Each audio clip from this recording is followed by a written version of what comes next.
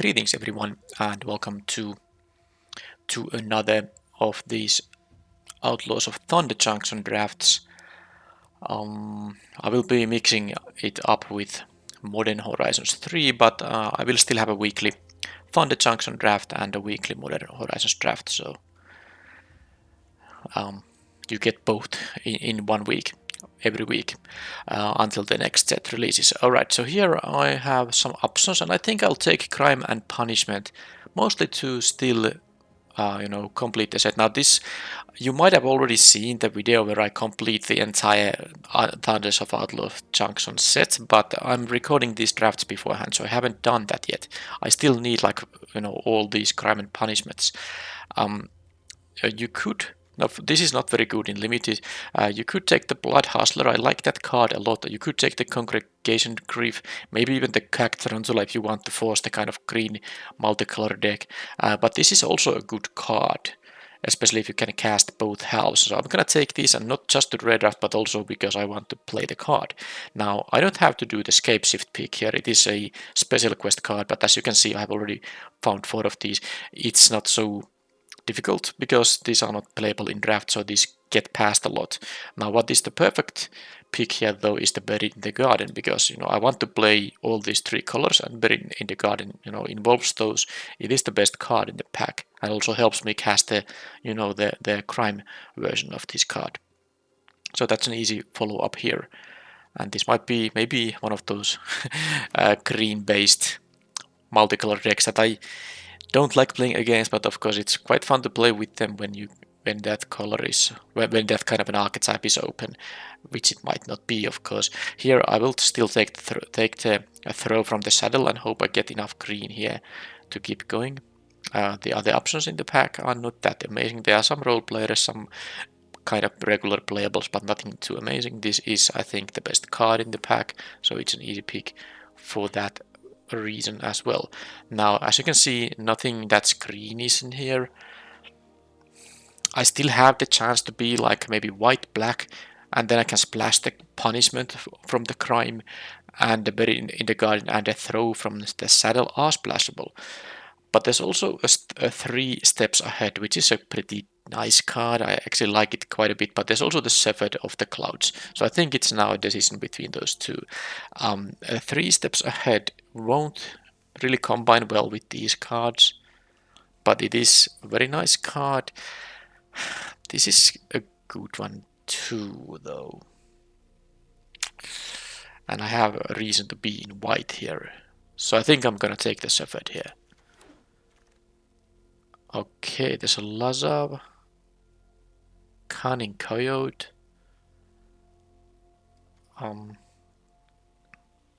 Yeah, there's not much green here. There's a Snakeskin Whale, which is playable and pickable, but I have a hunch that green won't be open. There's some mana fixing too. Now, if I took the counterspell from the previous pack, it would be so easy to take the Lazav here. I think I still have to take the Lazav because these white cards are not that great, and Lazav is the best card. Now I really hope I could go back in time and not take this and take the counterspell instead. I suppose my previous Thunder Junction draft was blue-black, so maybe it's better not to have 2 of the same deck in back-to-back drafts. I'm still taking Lazav because it just is the best one. And what is this?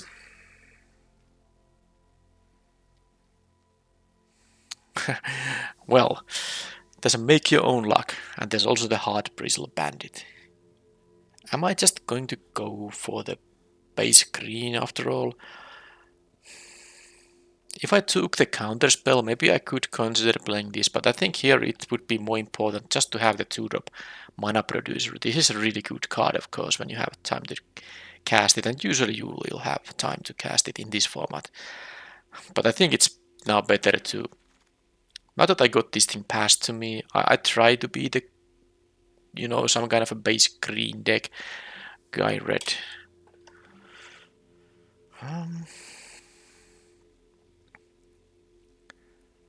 It's not unplayable, but also it's not necessarily what I want to have here, given the other stuff. I could take the Metamorphic Blast, but It's quite clumsy. Okay, I'm actually taking the guided because I can still play it. I have the Shepherd. I could be green-white, maybe splash this thing or splash multiple things.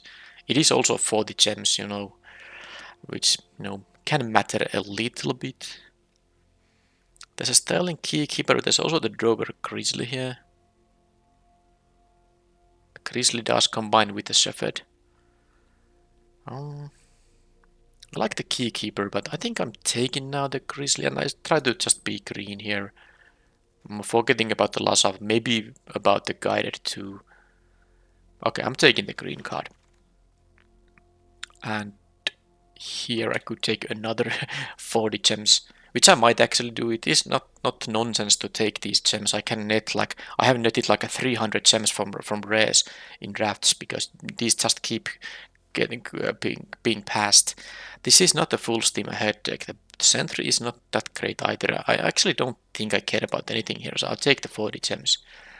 And here I can take an Outlaw Medic, which I do prefer over the Sentry in this deck probably. I don't care about the Wrangler. I don't think it's a very good card even. So let's take this. I have some 2 mana plays.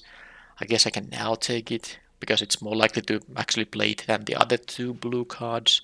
Security is a fine pickup here. I could, a random playable 3-drop if I really need a random playable. I'm gonna cut the Lazav and the Guided for now. Black Splash will be easy for this because I have some fixing already. There's a Forlorn Hats, but there's also... well, there's another option only, like the Rosa's Entertainer. I guess the Bounding Felidar can be played. This only puts stuff from the opponent's graveyard, but it's still gonna be good enough because it has the punishment option too. It's a nice split card for sure. I think the Entertainer is a nice tutor, but I'm taking the fixing now because I don't wanna play this with no fixing, land-based fixing. I mean, and this is the perfect, land-based fixing for that because it doesn't, cost me anything, any spell slot. I mean, of course, lands don't cost a spell slot, but the point being that this taps for white, which is one of my main colors most likely, and then I can also enable the splash with that. All right, now for a green-white drafter, this pack isn't great. There is a Murderer. There's another Wrangler if I really want to consider that route, but I don't really want to consider that route. I don't think it's a very good card. Now you could take the Conduit Pylons.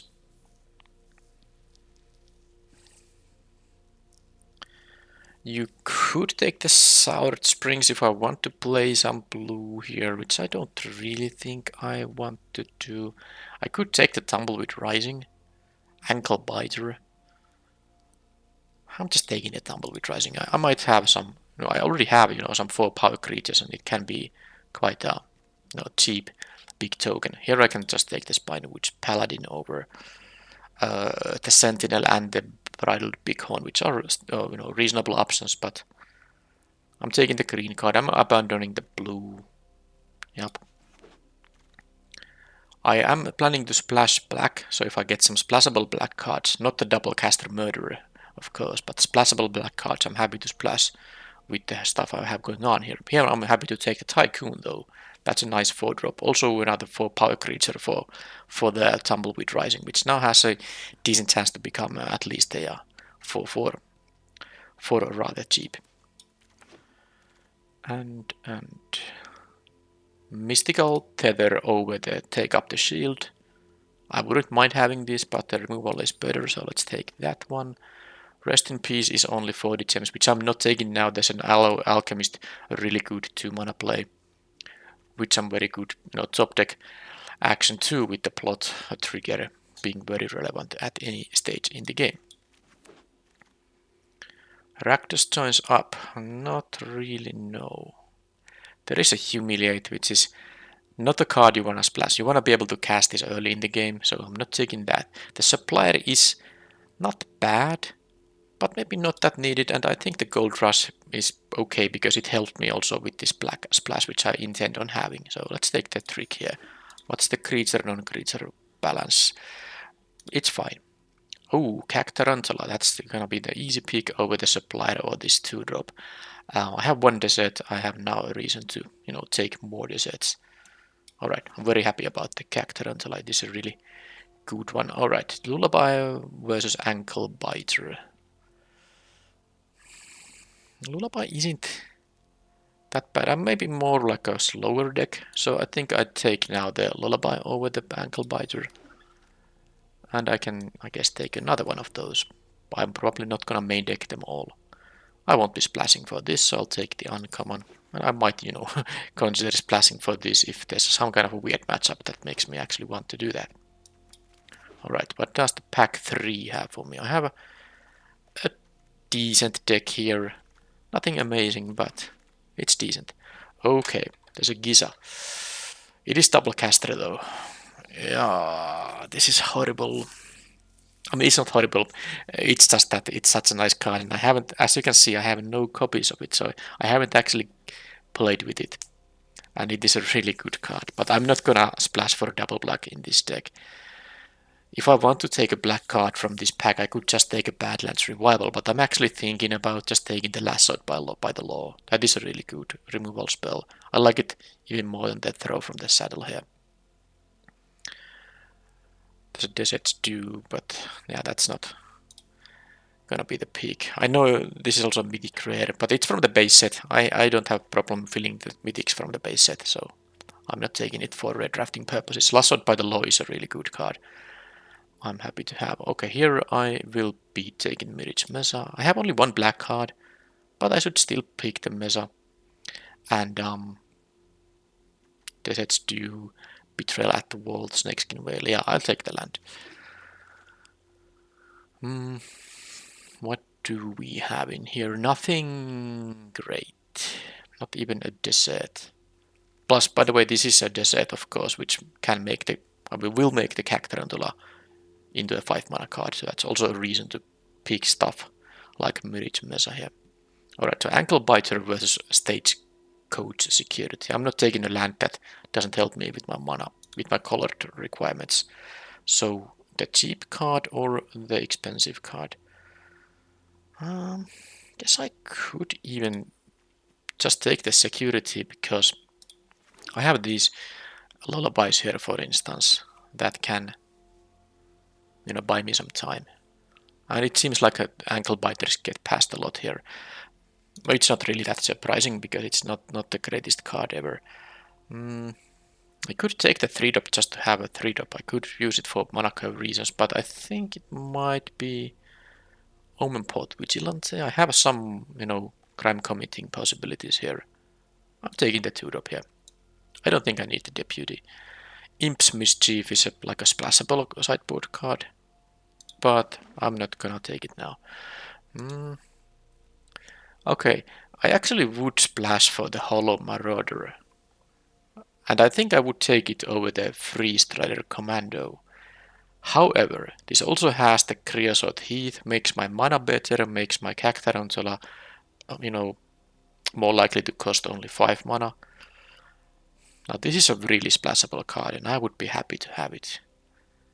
And I'm going to go for the black splash, but I think I will take the desert here. It will also just, fix my green and white mana.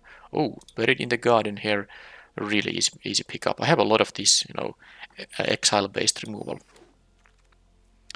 Cactarantula, yep, that is it. Overdeck to take up the shield easily. I'm very happy about that pick. And my deck is pretty much ready now. I'm just thinking about his 23 spells already. If I don't have any must cuts. I don't think I have any must cuts in here.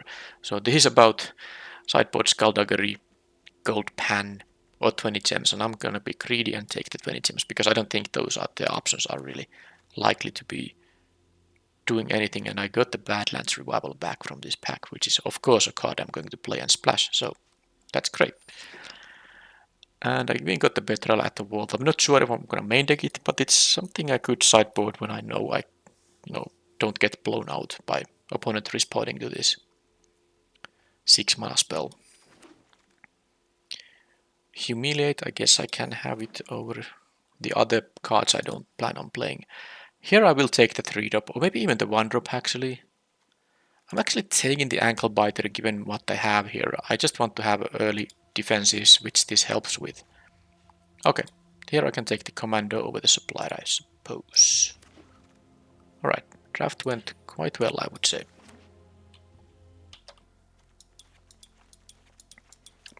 For some reason the game threw me out.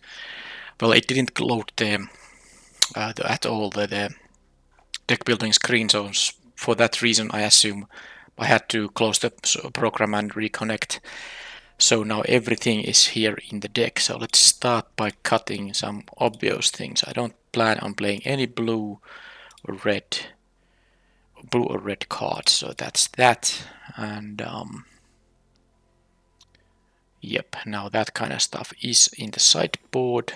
Only green, black, and white, and I won't be playing the Humiliate either, so that only 2 black cards are the Badlands Revival and the Crime and Punishment that I will be playing. So this thing, Crime, is at 5 mana, reanimate one of their things. It can be a creature or an enchantment.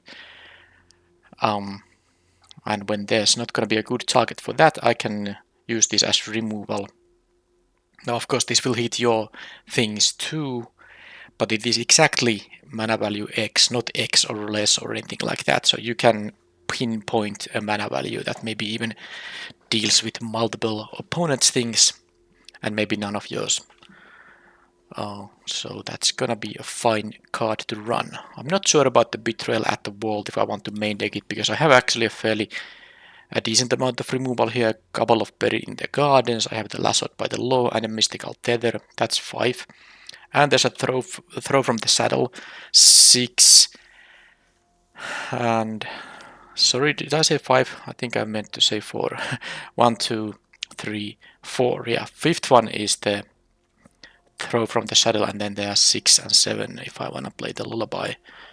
Of course, the punishment is a removal as well. So yeah, I don't think I'm gonna main deck a 6 mana removal spell. This is a little bit unreliable when the opponent might have a bunch of cheap, it doesn't even have to be that cheap, but anyway, instant speed interaction. But it's a good sideboard card in the kind of matchups when they lack those things. You can get a nice 2-for-1 with this, especially because my deck actually has a fairly decent amount of creatures that have, let's say, at least 4 power, so you can get 2 mid to large size creatures away. I deal with them using this, but I'm going to cut it from the main deck. Gold Rush, I still think it's okay. Maybe. I mean, I do have a double Buried in the Garden, and I have the Hard Bristle Bandit, which will help me with the black requirements too. But still, I have only like 2 lands that tap for black and no land fetching of any kind now, do I? I do not. So I think I will play 1 basic swamp with the 2 other lands. Couple of Buried in the Gardens and the Bandit. This is a lot of ways to create black mana. Okay, let's see the creature count. It is 15. I think I will not play the Wingsmith. Yeah, I won't even be having that many turns when I'm gonna... Well, actually that might not be the case, because I do have a Commando, couple of Stagecoach securities, and the Paladin. So there are some ways to... Also this plotting. Yeah, I have some plotting things, so I might be able to keep this thing flying. And there is one reason that, makes it a worthwhile consideration, is that, for mana curve reasons, I don't really have a lot of 3s, and usually you want to actually plot this commando at 4 as well. So I could see playing it for mana curve reasons. 2 drops. I like the Tumbleweed Rising. I'm actually putting it to the 3-drop slot because it most often will be, at least in the beginning to mid-game, it will be a plot thing. Of course, you can play it for very cheap in a later stage of the game when you already have a bigger creature on board. But I'm gonna put it here because it's definitely not gonna be a turn 2 play. I usually want to have in the 2-drop slot, mostly cards that are turn 2 plays. Well, of course, I'm gonna still leave the lullabies and stuff like that that are unlikely turn 2 plays, but when accounting for things to do on turn 2, I can say that now there's only basically four creatures, and then maybe like the... well, that's pretty much it, unless I had the ankle biter, and then the throw from the saddle becomes a possibility as well.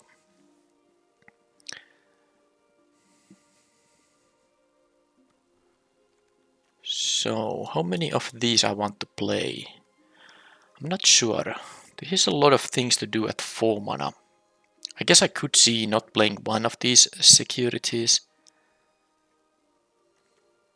I think the commander will be here so that I can actually play it on turn 3 if that's the only play I have, and I usually want to add it to the board. So I think I can cut the security, and maybe I will play the Wingsmith and the commando just to have like a better potential to curve out. I do have here these strong 4 and 5 mana plays available, quite many of them actually, so I just want to make sure I will not die too early, and that's also the reason I'm thinking about playing both of the lullabies, which I usually don't necessarily want to do, because in some matchups you are the aggressor and then this is not gonna do a lot of work for you. But I think this deck is going to like to be on the defensive a little bit. But maybe the Gold Rush is... yeah, I'll just accept that I have enough ways to make black even without the one-off treasure that card produces. Now the final question is 14 creatures. Actually it is 15 because the Tumbleweed Rising, which does not show up in here, is of course basically a creature. So 15 creatures. Do I want to cut some creature?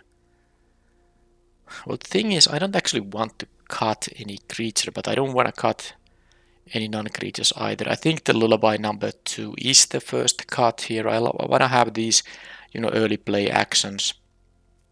Stuff to do early in the game. By the way, for this thing, I don't think I have many mounts. Not that it matters that much. I have exactly the one mount I picked.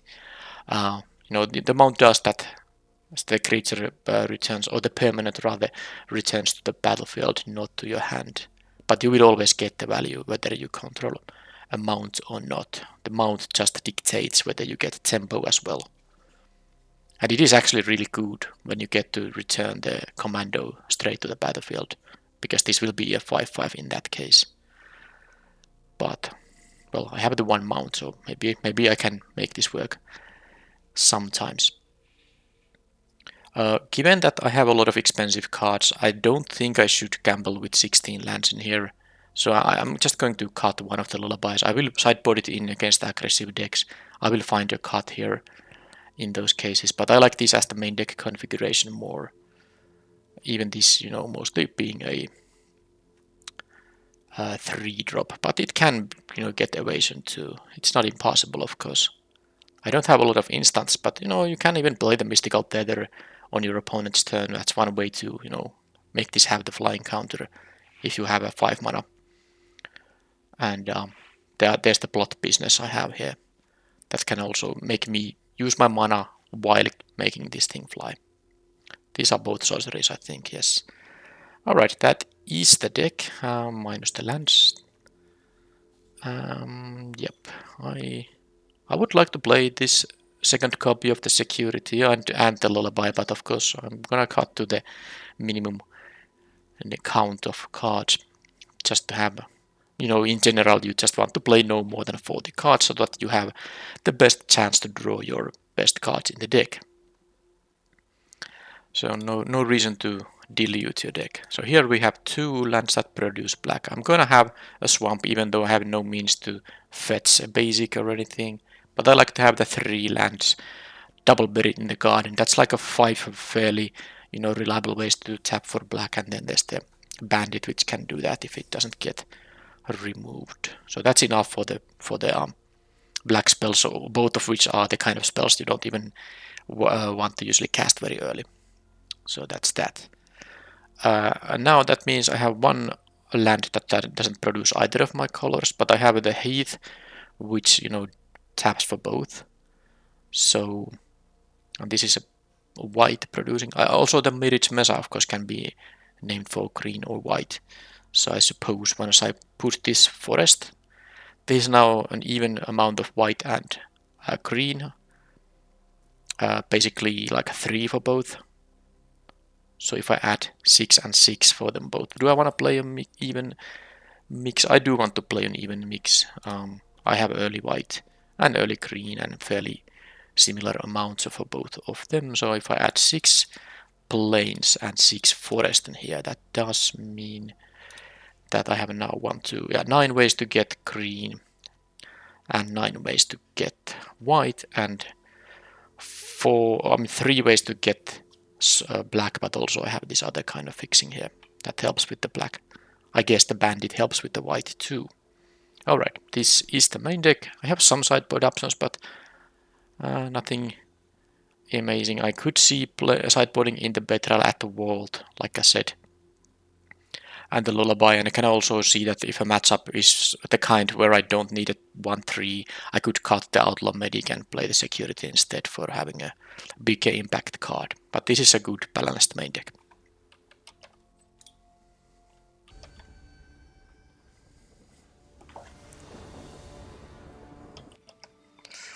Okay, this is gonna be a mulligan. The opponent mulligans 2, so that's nice, kind of.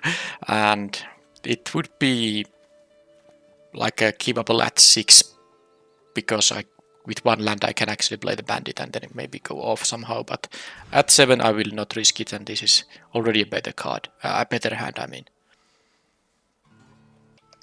And they kept 6, I'll keep 6, and then forest here is unnecessary. I don't know yet if I wanna say white or black for that, and since I drew a 1-drop I can just do the biter. Actually I can even then plot this thing for attacking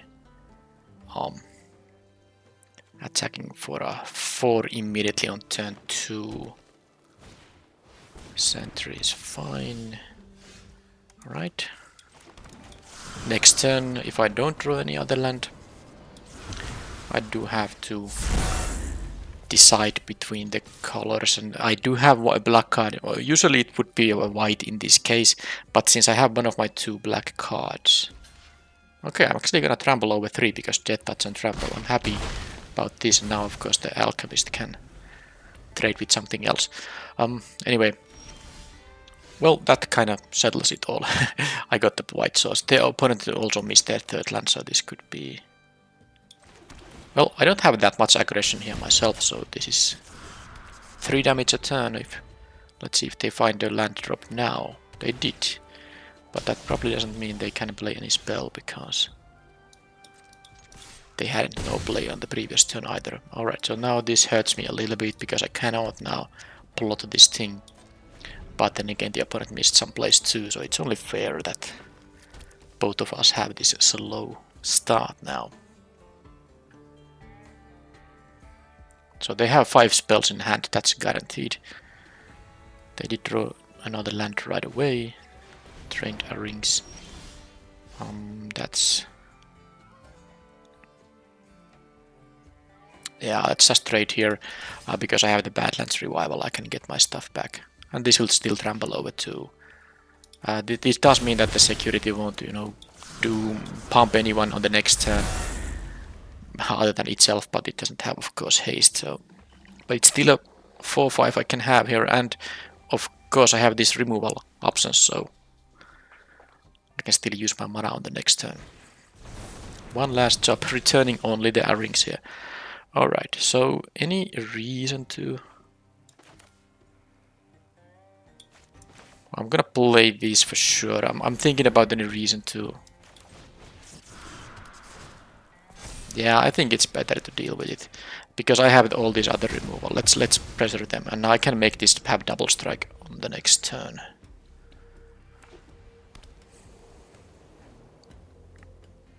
Ideally they tap out for something big. Okay, well, I'm happy now I dealt with the rings.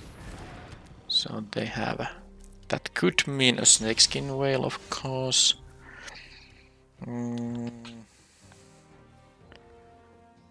but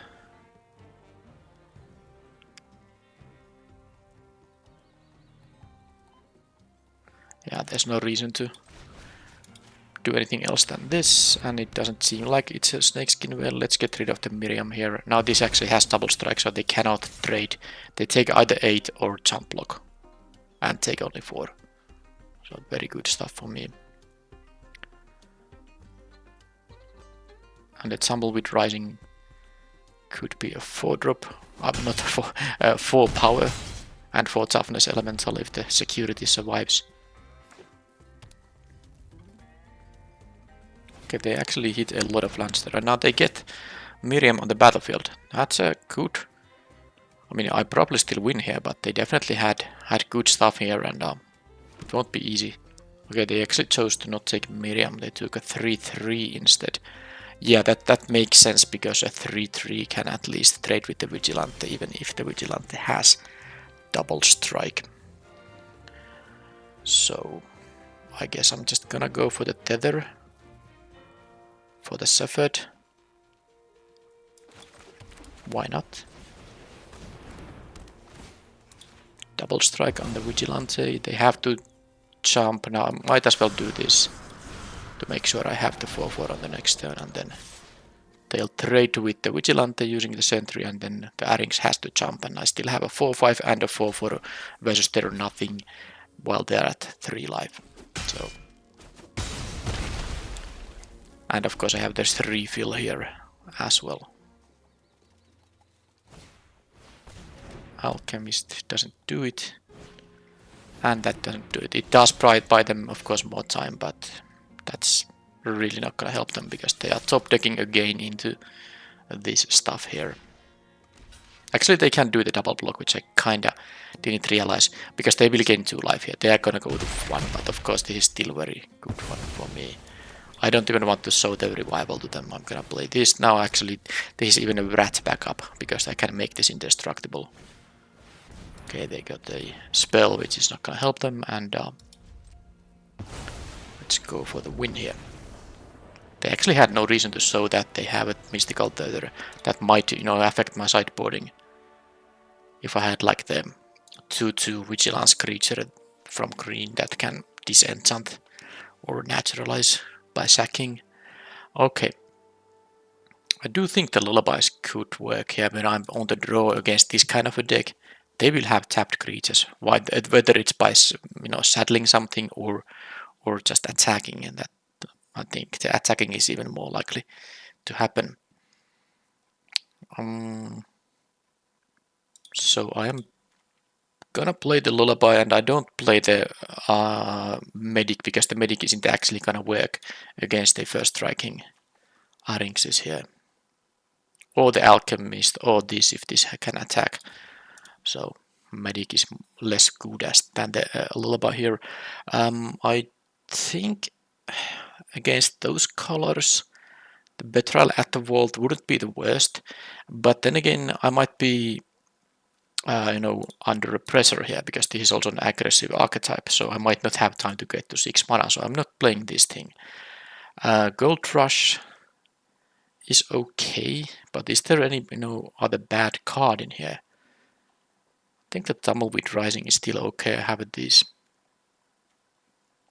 4 power creatures, but I could see maybe playing something else. Okay, I'm not playing the Gold Rush. I'm thinking about the security here. If I want to play it over the Tumbleweed Rising, that's pretty much the question. I'm gonna play the Wingsmith and the Commando just to have some blockers on 3, and the 2/4 actually does a good job of blocking the 3/1 Arynxes. Alright. Tumbleweed Rising, it's so good when you have a 2 mana 4/4, for instance. Could be a 2 mana 6/6 too. I'm gonna keep it in the deck for the potential tempo boost, and this is my sideboarding.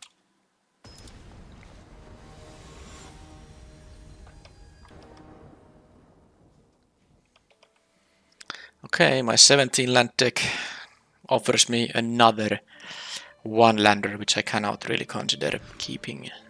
This is not great, but I'm not gonna go to 5 here.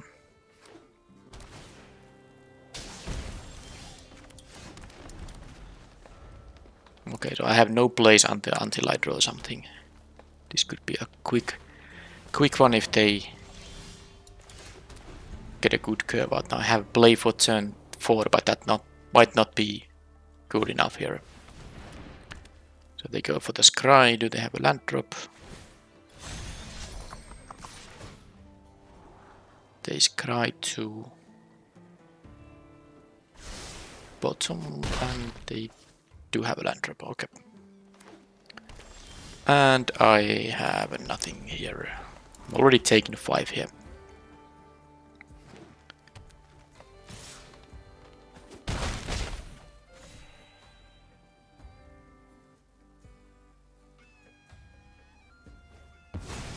Okay, they get the counter here with the paladin waiting, and I have not much to do then. This thing, get rid of the red dog.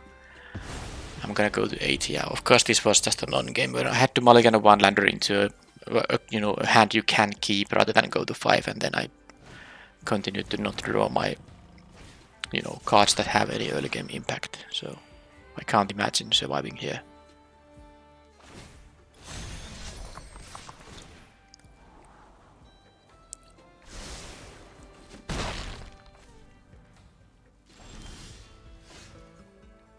Well, that I can cast. I can even cast it by playing this, because this will make it into a 5 drop. But the problem, of course, is that I have to block the paladin, and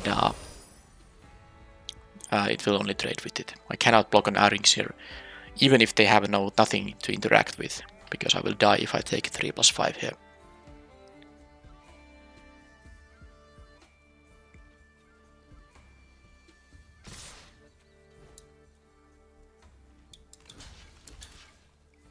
I'm gonna go to 2. I guess if they have no creature, I can draw a creature and remove the Arings number 2, but it seems like they do have another thing. Alright. That doesn't help. I mean, technically it can help me. Because I can do this and the lullaby. Because lullaby makes me go to 4. So, yep. It's not great, but there's still a chance. I couldn't use a throw from the saddle, because then I wouldn't have gained the life. And I would have then lost here. But it is very difficult to see a way to me to climb back to this game. They have too much pressure, and they can add more of that. Alright, they have like a triple Arings. It's one of the better 2-drops in the set. So their deck seems pretty powerful. I need to have a better starting hand in the final game of this match. And they scry on top. They somehow chose to actually not get the 1/1 token. I think it would have been better. Because they could have used the saddle there, of course, but it didn't matter because they already had to win there. Okay, so they do have a snakeskin whale that allows me to maybe prepare for it somehow. I guess the gold rush against the triple Arings is okay, because the play pattern with the Arings often can be such that they play a creature pre-combat, maybe mostly tapping out, and then it's safe for me to use the pump spell on my blocker. Problem with it is that I don't really like to cut anything in here. The punishment will, by the way, be great here, because at 4 mana I can get rid of their multiple 2-drops they have available. Not just these Arings, but there were other things too. So that punishment could do some nice work here. But is there anything like bad here? I guess the Tumbleweed Rising. I could see not playing that and just playing the Gold Rush instead. Let's do that actually. It's fine.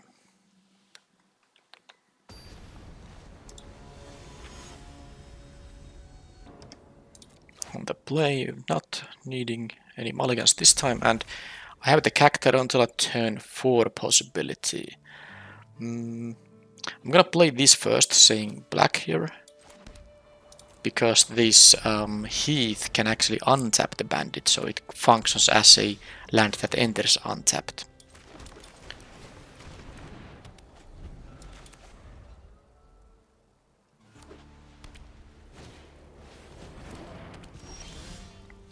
Alright, I will have Cactarantulas coming up, and here I'm just not going to fool around. There's no way for me to get a Cactarantula this turn. No, I can only make 4 mana, but it's fine, because what I can do here is I can do this, get rid of this, attack for 2, and I have 6/5 on turn 4, assuming the bandit survives, of course. And then I have a 6/5 on turn 5 as well. They have a 3/3, which I'm fine with. Right, so now if they want to target these things, of course Cactarantula does what Cactarantula is good at, so drawing me cards. These things can trade in combat if they have tricks, but I guess I'll just have to live with that possibility existing.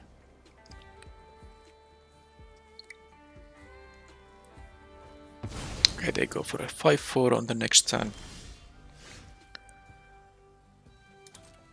Not much to do anything different than playing the second Cactarantula. Yeah, just do it.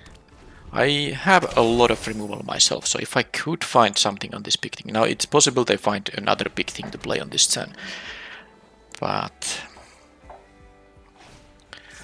I'd be very happy about removal. But they could be holding the snakeskin whale, of course.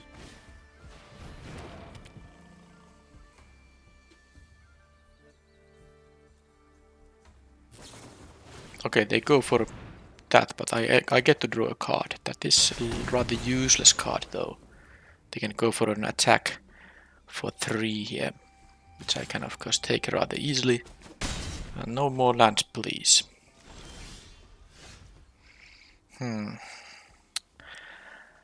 Imagine if I drew one of my multiple removal spells. You know, the kind that I drew a removal spell, but the kind that actually can kill the paladin. They would be going to 8 here, and that would be very, very good for me.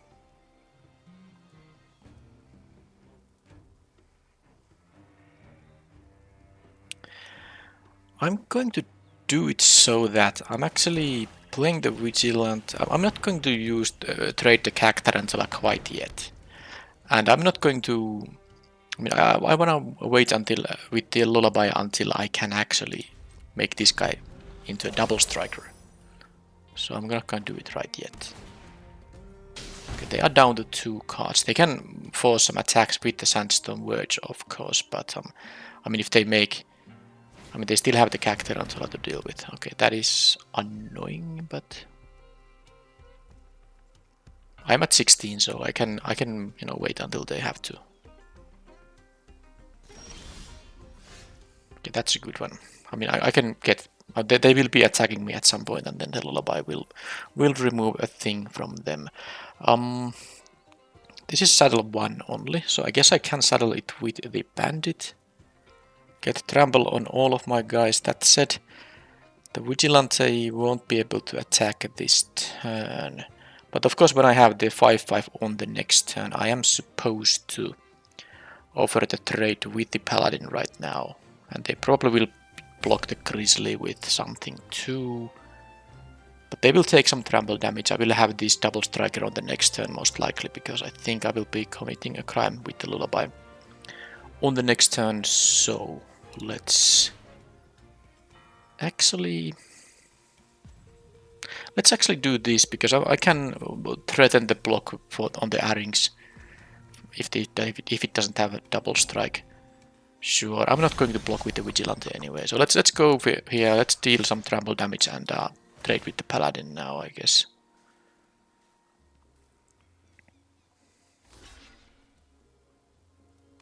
Okay, they want to have their 1/1 token. No, they don't want to have that.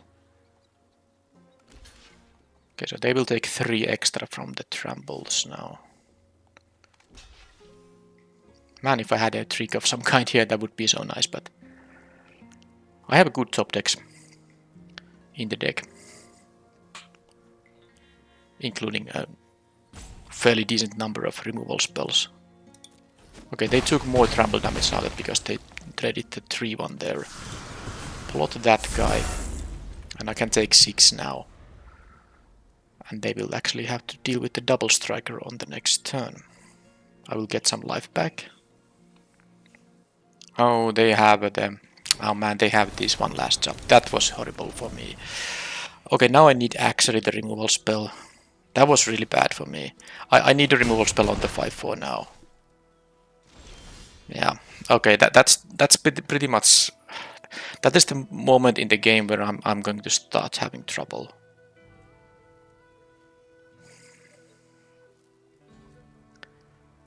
Because that 2-for-1 with the tempo as well, both of them of course entered the battlefield. Yeah, I needed something else than a basic land. Oh, I mean, it doesn't matter if it's a basic land. I needed something else than a land here.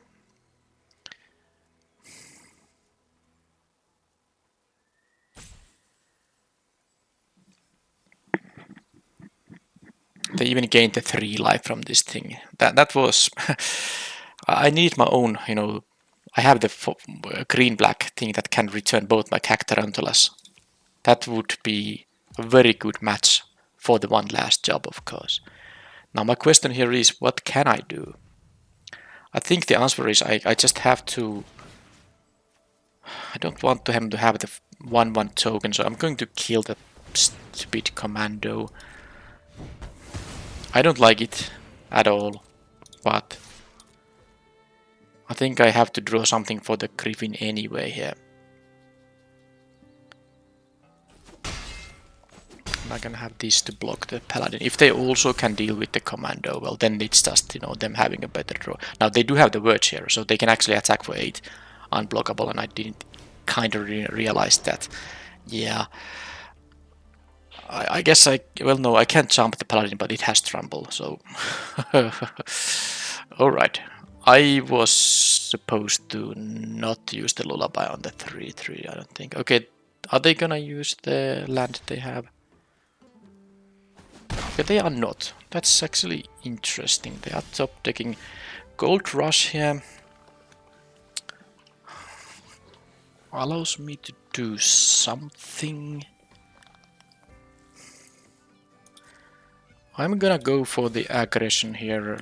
I think they're gonna block with the Paladin, otherwise they would have... Okay, now I don't understand anymore. They don't have a lethal attack unless they drew something good here. They can make one of my guys, the Vigilante, unable to block, of course, but... I can still use the Bandit to block.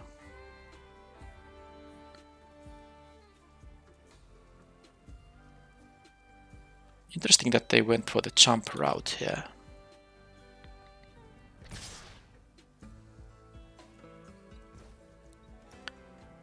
Okay, so what does this mean? It does mean I have to make blocks here. This darn thing trampling is annoying, but I have to make this kind of block here and see. Okay, so let's do this then. It's not great, but oh, this is fine. I mean, I guess they drew something great here, but why would they make that attack otherwise?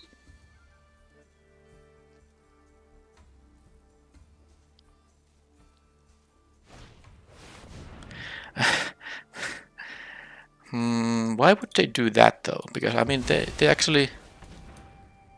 Wow, they messed up big time. I got my Badlands doable. What it's a great subject, but what they had to do there is choose no targets for it. That's insane.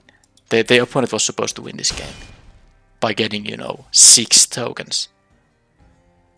But they chose to target my treasure, and of course, because when this thing has a target, when it tries to resolve it, they have to have at least one of the targets still remaining. But when it has only one target and the target is no longer there, I can sack my treasure and the spell will fizzle. They can choose to up to X target, so they can choose 0. And to add insult to injury, I get a Cactarantula on the battlefield, and I guess another one in my hand. Unless I want to cast something, but I think I'm gonna just go for double Cactarantulas here. Yeah, that. I mean, opponent was winning the game because they should have 6 tokens now. Now they lost the game.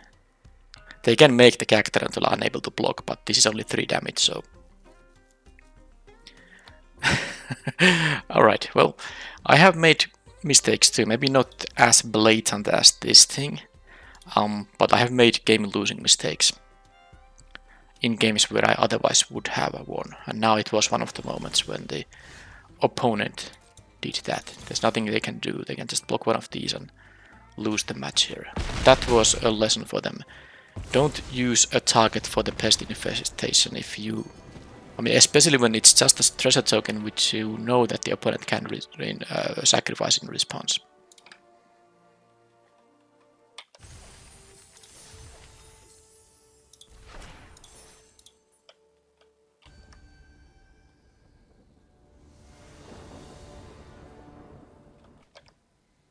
Okay, so this hand doesn't have a desert for a turn 5 Cactarantula, but it has all the colors.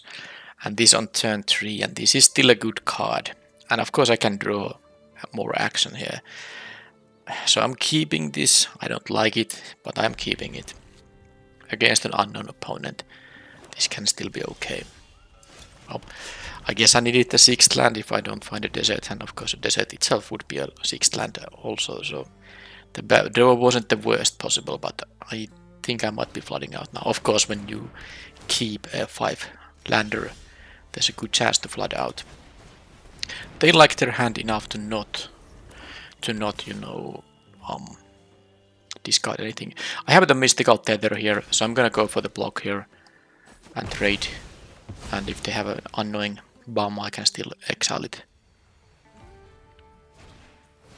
Like, well, that's not exactly a bomb, but it's something I will exile on the spot.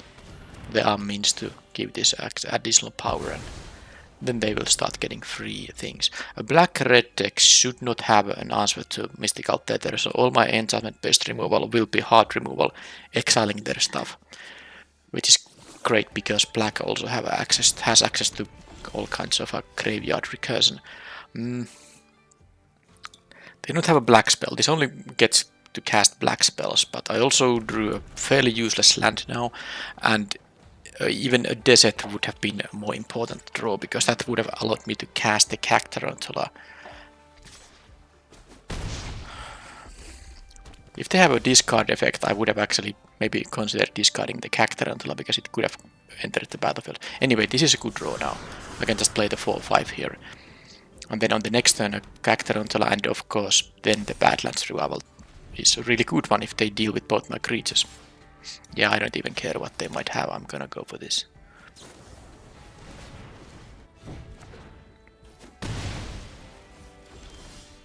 And Cactarantula.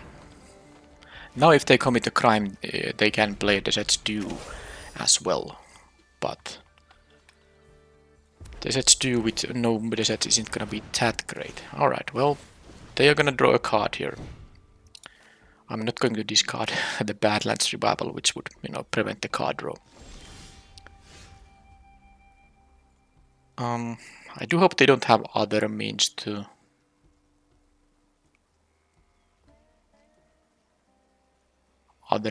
you know, make me discard a card, because I think I wanna play the flats, but it's also not that necessary. It is going to be necessary if I draw exactly a 2 mana card, because then I wouldn't be able to cast the revival and the card. But the flats is going to allow this to attack with double strike, so I'm gonna gamble a little bit here.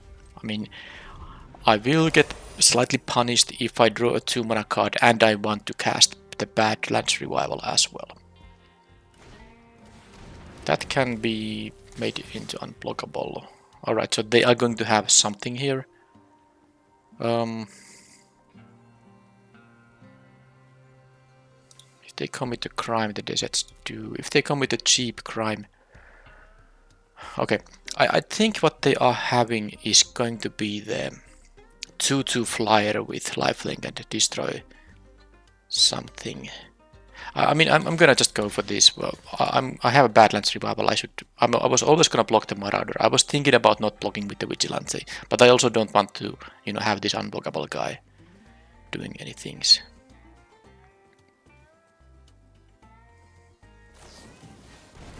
Thunder Salvo. Okay, well, I'm gonna draw a card now, and then they actually can also kill the Cactarantula. Okay, they chose to kill that instead, and now they didn't want to give me another card, or I think they have a means to reanimate a thing. That's very likely to be the case. And I can have a land to discard, no big deal there.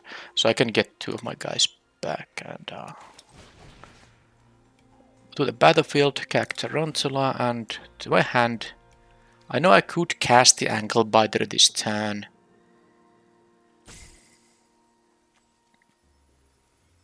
Yeah, I guess they can play the Hollow Marauder with the Karavek too. I'm taking the bigger guy still to my hand. And I can play this and I can discard the Mirage Mesa if they... Well, if and when they are going to reanimate this thing, maybe. Well, I don't know, maybe they don't. It's gonna cost... They have only 1 creature. He has a 6 mana spell, so they have to commit a very cheap crime. A land that pings works. Okay, that's not a land that pings.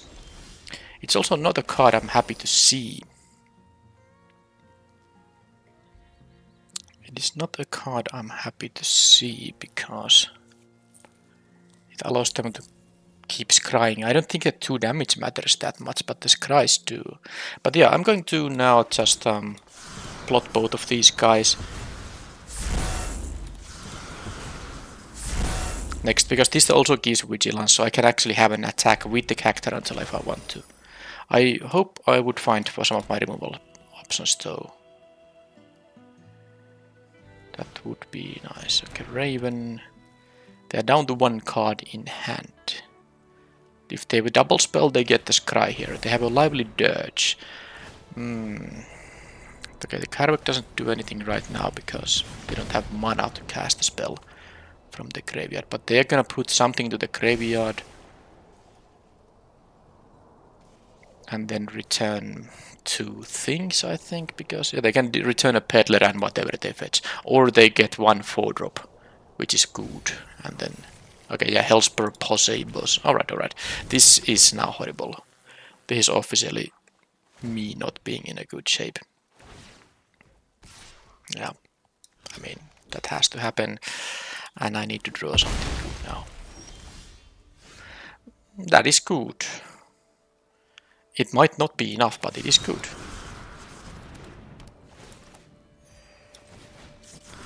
I'm wondering if I should save their security for later on.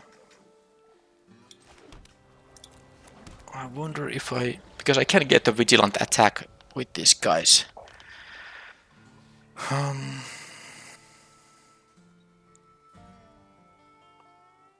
Yeah, I'm gonna wait with it.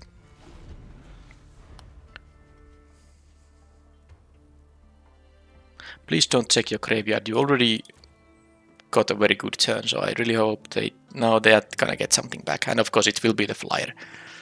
Marauder will even draw them a card. Alright. I guess it could be the 4/5/2, but if they got immediately something to bring back, it's gonna be annoying. But they can attack for 5 unblockable now.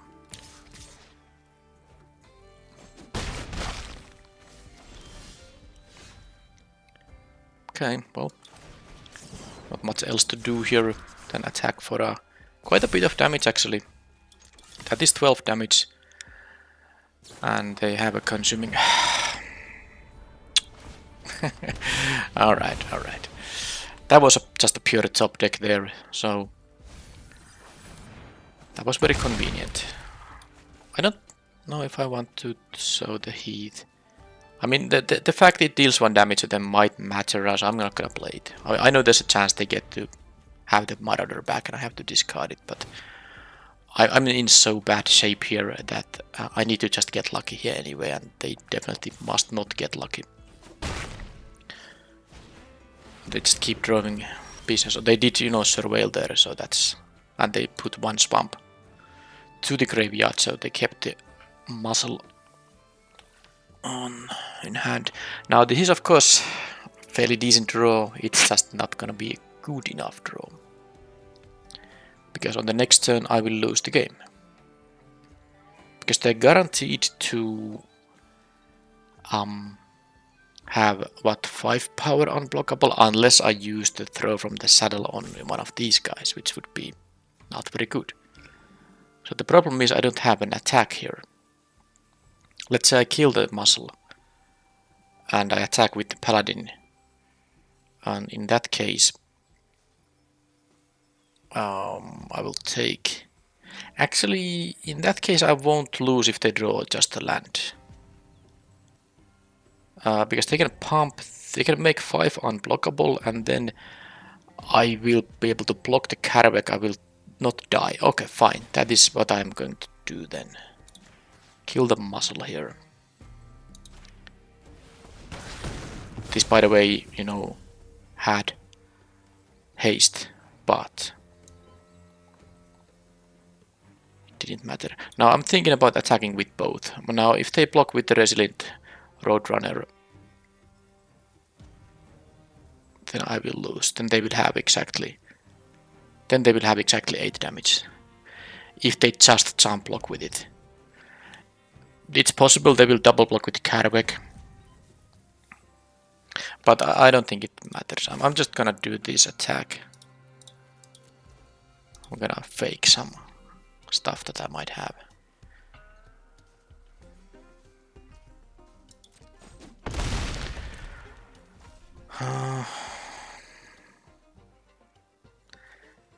This is a total of... Now, do I have pinging deserts left in the deck? I don't think I do, actually. I don't think I do. So there's no point playing the heat here. Now, I of course hope they just draw land. If they draw anything but a land, I will lose immediately. And then I don't know how I win on my turn. Because this is not like I'm winning here. But I will see. Maybe there's something. The medic isn't doing anything. So I'm gonna just attack here, and they're gonna... I mean, there's no block they can make so that they would end up losing, because... I mean, unless they don't block at all. Because this 1 damage wasn't gonna matter. Alright. Yeah, the Posse Boss is a really, really good card, of course. Anything that makes me want to... I mean, the Lullaby...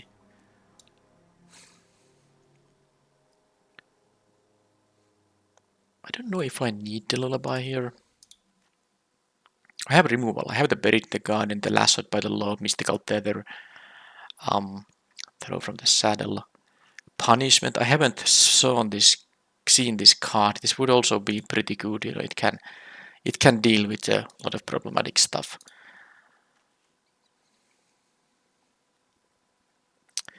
I think the 1/3 is good in this matchup, so I'm not going to change that into anything. How about the Ankle Biter? Is that necessary? It's not very good against all the 1/1 tokens. I could see maybe not playing the Ankle Biter and just play another Stagecoach Security instead. Yeah, I'm gonna do that.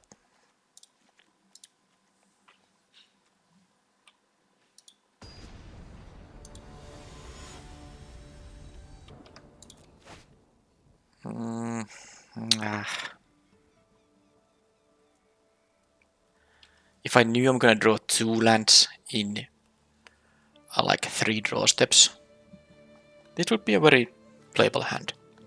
Because I can remove stuff with the punishment, and this gives me the black mana. I can play this on turn 3. But if I do not draw them, I guess I need to get lucky here. This hand has potential if I draw the lands.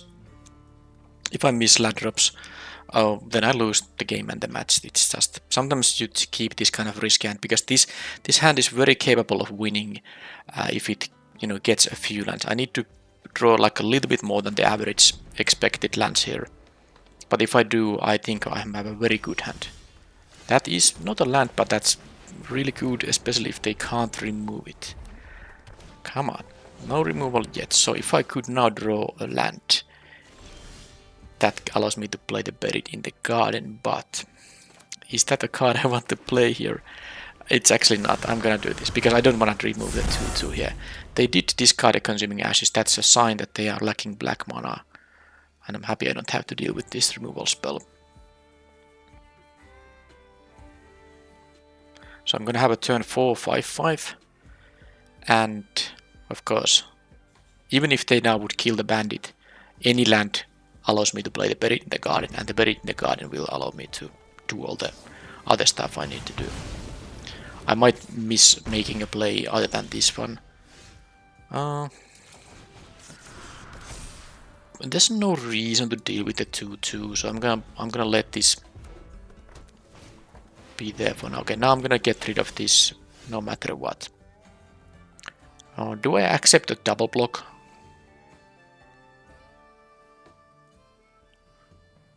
I think I'm going to not accept a double block because they might not do it, and it's maybe more likely that they wouldn't do it. It's risky because I have open mana, but if they do it, then I don't really have a play for this turn, and I'd rather use my Mystical Tether. I have the Buried in the Garden here anyway. When they, get something else. And of course I'm winning this race now. So, and if they have drop some creatures, I can still use the Lullaby here. Maybe not. Okay, well, let's see. I don't necessarily want to use the Buried in the Garden on that thing. Not sure if I want to use the... Okay, I'm gonna use the Lullaby because I don't expect them to actually be attacking. They might even leave that to, block with something else. So I'd rather deal with this guy now that I can. And of course now they are missing the black mana all the time. So that's now... This is a non-game, of course. I don't recall if they did Mulligan or not. But they kept the land without black mana and they had some red spells. 3 of them, I suppose, but that was it, and they didn't find any more black. And I can do this, and it's pretty hard for them to deal with all the stuff, given that I can remove the first thing they have. Where is the swamp? Lively Dirge. That's probably gonna get the Posse boss. That's gonna give a 2/4 and 2 1/1s. That's just not gonna be good enough for them. They get some time, but the time isn't going to maybe matter too much here.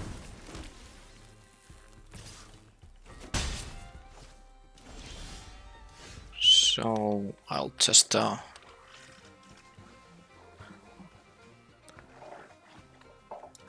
well, I'm gonna go for this regardless, and they're gonna go with the jump block with the 1/1 regardless. The question is, do I want to bury in the Garden or Wingsmith on this turn?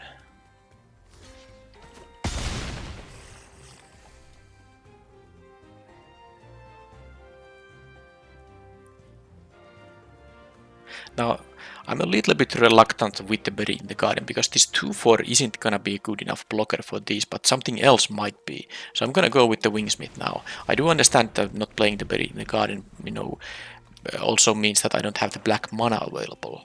But there's no reason to care about the punishment yet. Or the crime, but I don't think I'm gonna get anything from there. So no plays whatsoever. They're gonna have instant speed action, of course, but I will just do this and see what they have. Okay, they get the surveil from that. And I think they are gonna... Oh, they have a Lazav in their deck too, they're blue. Splash. They didn't want the third swamp or the Lazav, understandably. Ah, they're gonna kill this guy of mine. Well, I'm not gonna play the Buried in the Garden anymore.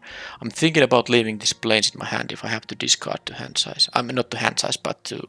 because of the discard effects I saw. So I'm gonna keep it in the hand, I think. Although if I draw a swamp specifically, then I could... no, not swamp, I mean forest specifically. Then I could play the Cactarantula on the next turn. Security is gonna go away. I mean, it has to. They have played a spell this turn, they have a Thunder Salvo for the security.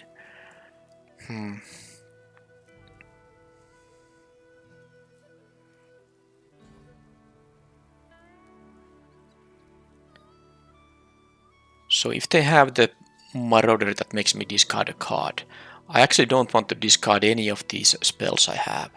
It would be really annoying. And how likely is it for me to draw exactly a forest on the next turn? Not very. So I'm gonna do like this.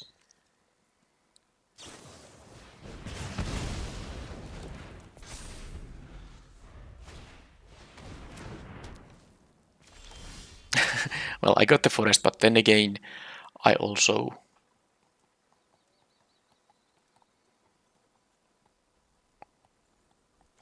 I mean, it's not a bad draw because I can still play the Cactarantula on the next turn. I'm thinking about the Buried in the Garden if they have like more removal or something, but I also don't want to... Mostly the Buried in the Garden also, makes it so that I actually have my black spells up. So I'm going to go for that now. I'm gonna go for that now.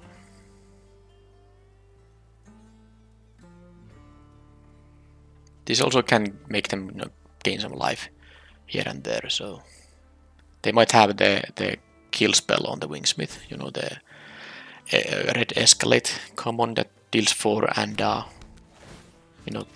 can also destroy an artifact, but okay, they didn't have it because they would have used that in response to this guy going away. Where is it? Raven. Okay, so still no nothing. I can't make this deal any extra damage. Creature or enchantment from there. So... Well, the Hellspur Posebos actually does the job, right? That does the job. I think I'm gonna go for that. It is on my side, yeah.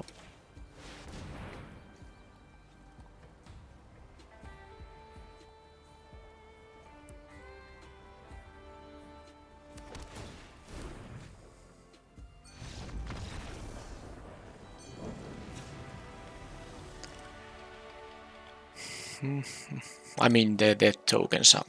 of course, they're always on my side. I was just thinking if there's any kind of a scenario when the tokens would somehow enter on their side, because it's their card, owned by them, but of course that's not how cards function unless it's some very, very specific situation.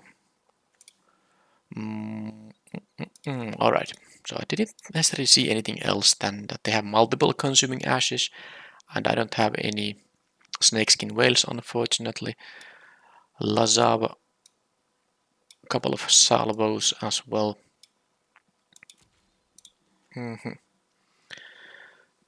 So the burn-based removal, I can kinda counter with the Gold Rush if I have mana to keep up, which is not going to be the case that often.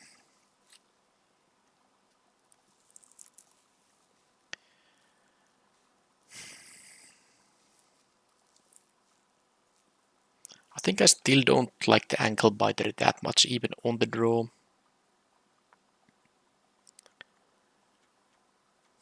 Yeah, I'll just have the same deck. I don't think there's a need to change anything. I just want to have maybe a bit more curve out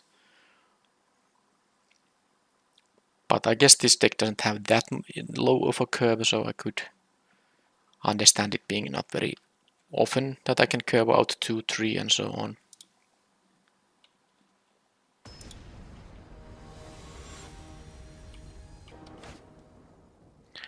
Okay, this is a keepable hand.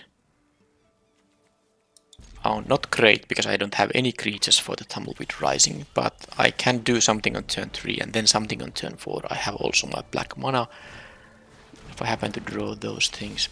And I even drew a creature I can play immediately. I don't think I'm gonna go for a 3/3 token with a Tumbleweed Rising, even if I could.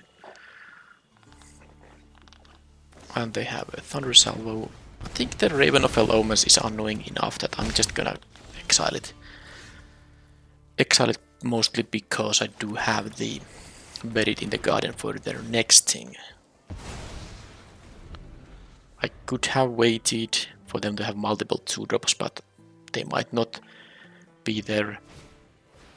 Well, they have actually another 2-drop, but I still have to play the Buried in the Garden before I have the black mana, unless I happen to draw it. Okay. I'm not gonna bury this thing into the garden, so I'm gonna plot this right now. They discarded a Great Train Heist.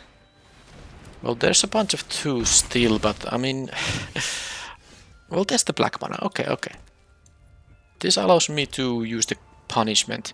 This is a 3 mana thing. This also blows up all the enchantments, but if I'm very lucky, they play another 2 mana thing.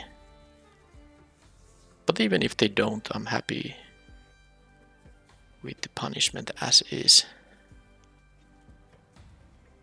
But I'm taking some damage here. That's definitely not optimal, but Buried in the Garden, throw from the saddle, and once I draw a creature that has like 4 or more power, this is gonna also be a thing unless they have mana up and can destroy my creature. But let's see what they do. That is really good for me. I mean that's really unfortunate for them. They even know about this card because they saw it in the previous game. Well, I'm gonna go and blow these things up. I know I could go for the Tycoon and the Tumbleweed Rising, which because at 1 swamp they wouldn't be able to get rid of this 4/2, so it is a possibility.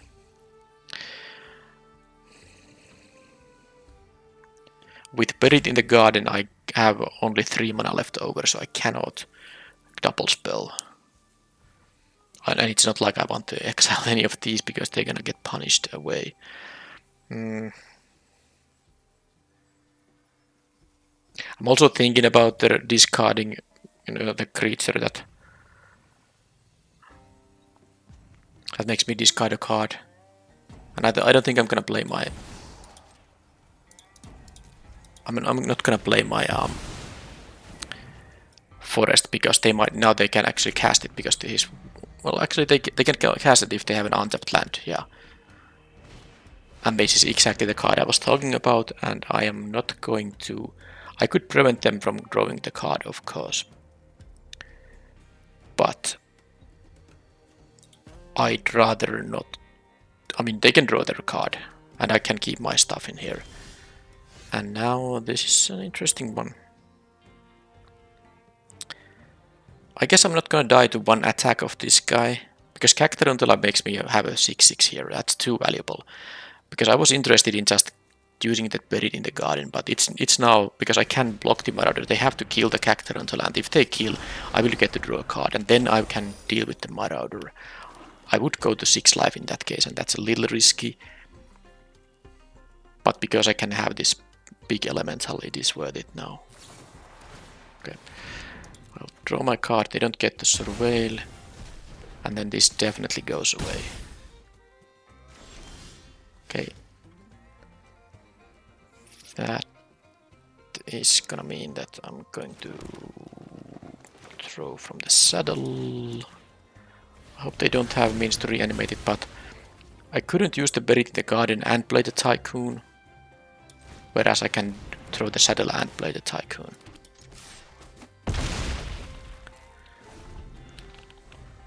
And now, of course, I have 11 damage here, and they have the Pulverizer, which I can... Okay, these lands are Not great draws, but it doesn't actually matter. Because I'm just having a very good... I mean, I'm gonna have a win on the next turn. The question is, can they haste up 6 damage? And the answer is that I don't think so. I know I could leave the mercenary to you know, block. Because it might not matter. They're gonna go down to 4, making both of these lethal anyway.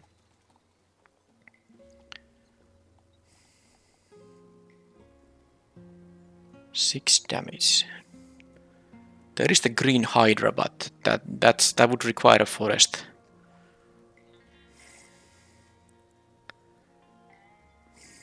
What are the hasters? Now the Roadrunner, but it doesn't deal 6. Haster plus a pump spell of some kind. I don't think it's likely. I'm gonna go for this attack, and I guess I learn about the format if they now somehow deal 6 to me. Of course it would be a combination of cards. But you never know if this 1 damage was gonna end up mattering. Okay, they're checking their graveyard, so maybe they can play this Marauder again. Okay, they can get their Posei boss, but you know, that's only 2 points of haste. So, and of course they can't do that because they need a blocker. So I think they're gonna maybe just leave both of those to block.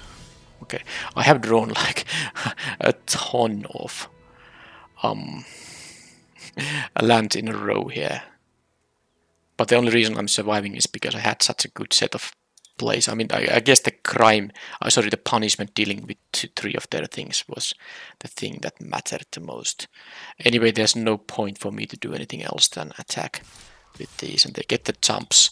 They have the 2/4, which gives haste to all of their, you know, remaining outlaws, and I have at least 1/1 in here. Now there's still a chance I'm gonna lose now because they can have haste and removal here. This is gonna attack for 2. If they have a 4 power of outlaws and removal on the 1/1, then I just die. That is an outlaw. Now they do need 2 blockers, of course. They did not discard anything though. Huh.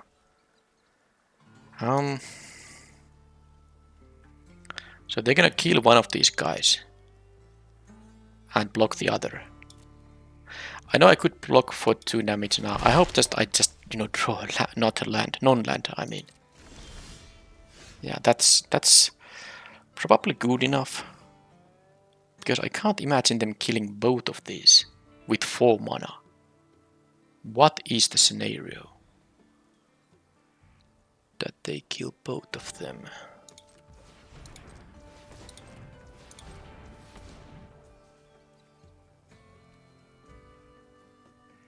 They can have a consuming ashes, but they can have a desert. What's the desert thing?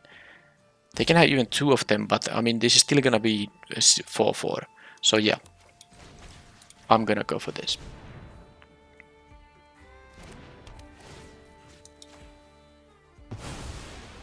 And I guess if they can deal with both of these, there's no point attacking with the 1/1, so... Yep. They had the consuming ashes there. Okay, so the Posei boss.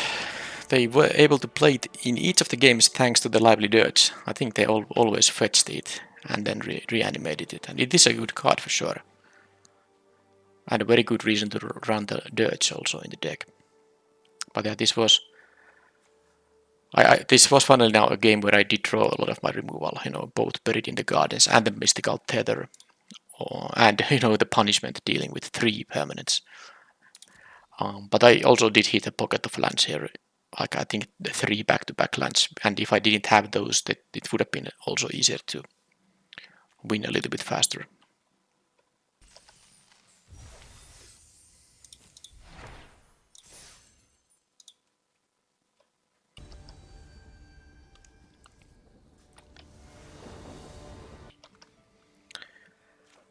Okay, this kind of a hand. I I do think I keep it because Cactarantula is a turn 5 play if they don't have a discard effect on it, and I can play this and plot it on turn 4. I just hope I get something to do earlier, but of course that's not happening now. Well, it could still happen, but of course the land here was like the worst possible draw. Any spell would have been better than the land.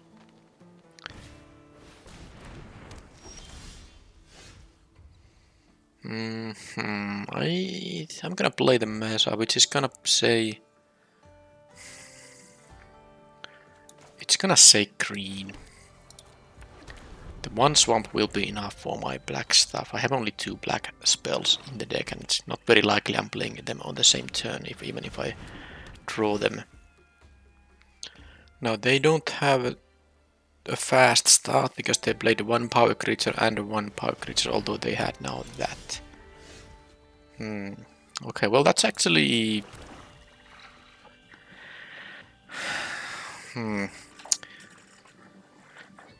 That is an interesting question now. Do I actually play a 3/3 just to prevent their attacks a little bit, or... Nah, I think I have so many plays here waiting that unless I massively flood out, then maybe this was better to save for later, but I have the next 3 turns I have plays here regardless. I'm just happy to trade this with any kind of removal or creature they might have.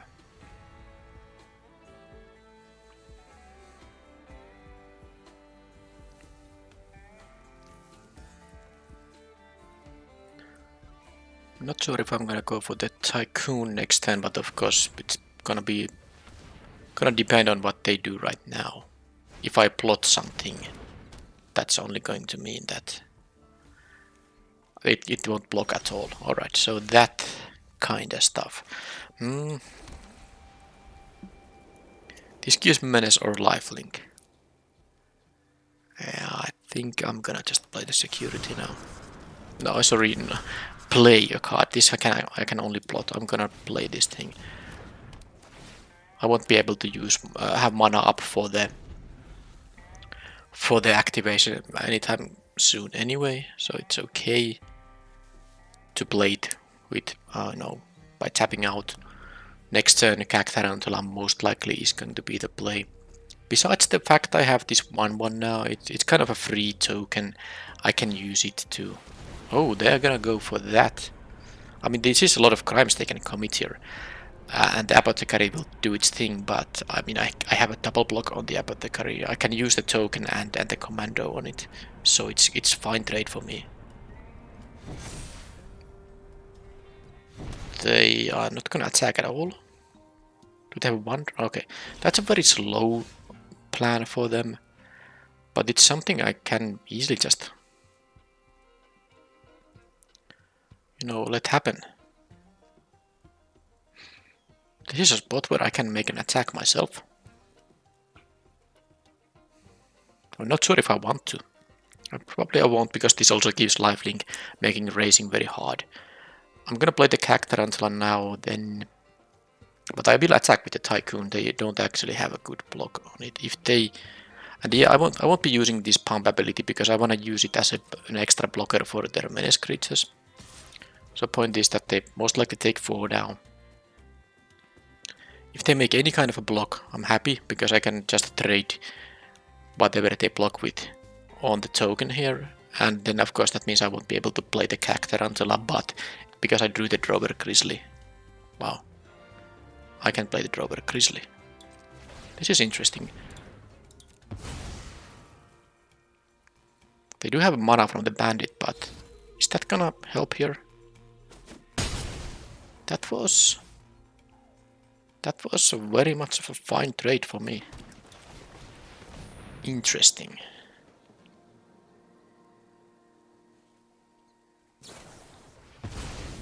Okay. That's really odd. Because what they could have done, that once I make this indestructible, they were losing this Apothecary anyway. They could have just sacked the Apothecary with the Corrupted Conviction. Now they sacked an extra card. Okay, that's a good one, but the opponent gave me a little bit, you know, unnecessary advantage there. This says sacrifice a token. You cannot sack creatures, so I have no tokens unless I draw some. So the Apothecary came back. It is a 2-mana card now, of course, with Rothstein, but... Okay, that's 2. So even with the pump effect from here isn't going to matter too much. Okay, they can, of course, play a lot of creatures with the Rothsteins. I'm not too big of a fan of an attack in here. I think I could make the attack better on the next turn, probably.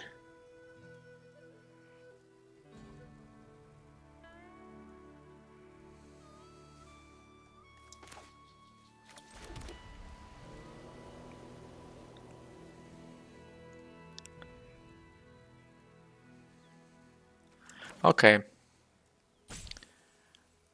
Because they don't have now anything that's even 3 toughness. This having 2 power on the next turn might, you know, allow it to attack.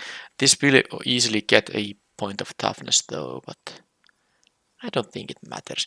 Alright, I'm doing it like that now. The Cactarantula, there's no rush with that, because they will have this Death Toucher anyway, which can trade with it.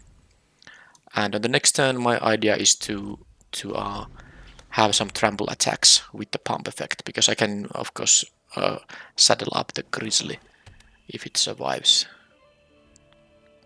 But yeah, they can break the Apothecary and have mana up for the Hustler.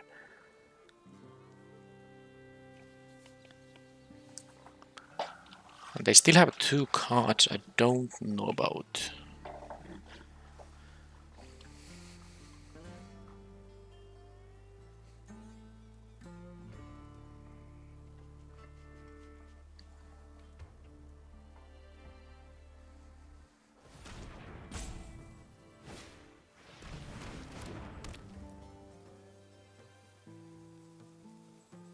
Yeah, they have 5 mana. Okay, they choose for that.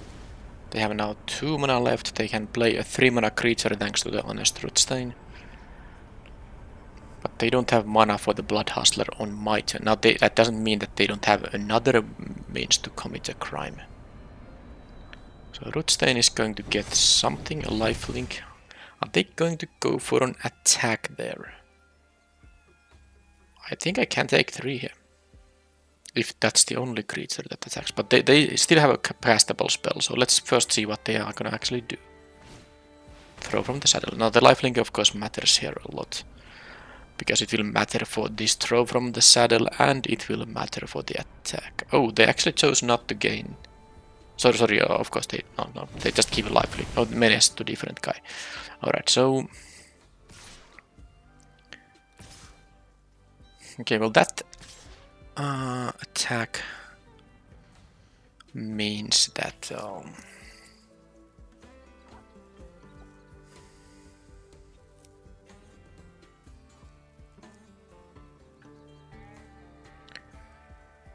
I'm taking 8 here. The Vault Plunderer I could block it with the Outlaw Medic and something, but I also can have an attack on the next turn here. I might still be better off just blocking the Rothstein here. I think the game plan is mostly about drawing a removal on the Hustler, because of course this gets out of hand, but I have a lot of removal spells. I haven't just found any of them. Yeah, I won't be winning any race. They go to 29 here. So I'm gonna actually block the Rothstein. I can do it of course like this, so I will gain the life. There's no harm in that. I'll take 4 and then again 1. Okay, this has menace, so I cannot block it. I'm gonna trade it with the commando. Tumbleweed Rising is very good with the Cactarantula, and actually this will be a 7-6 on this turn thanks to this security. I will have a 7-7 because I have this And I can still play the Tumbleweed Rising. I have the third green as well, and 7 mana total. That's nice. So what's my play here? It's going to be like here and here. Get some vigilance action here. And do I want to trample over something?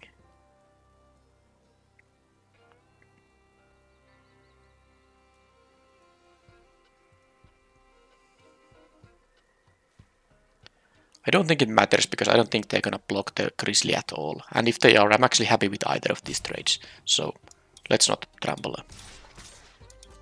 They can block the Medic with the Hustler, but that gives me 2 life, so why not? He's not gonna pick any counters now because they have no mana and no activated abilities that are free crimes. Alright, and a 7/7 here.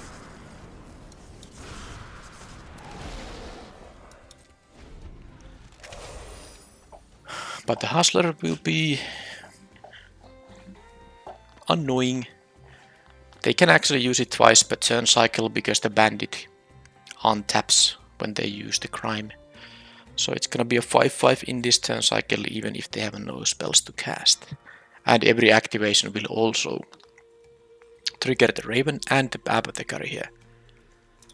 So I do need to specifically remove the Hustler with the first removal spell I have coming up. I have 4 exile based enchantments, so I'm hoping that one of them will be drawn, because I'm not winning this race even. I have big guys, but I don't think I win this race because they basically make me lose 4 life in turn cycle. Actually 5 because they can give menace to this Raven, because this makes me lose life and this makes me lose life, and they even have a Paladin. I drew just a land. That is messed up. Now even if I attack with everything, that means I'm gonna lose 5/8. Yeah, I will lose because this is not enough damage to kill them. They can just take all the damage.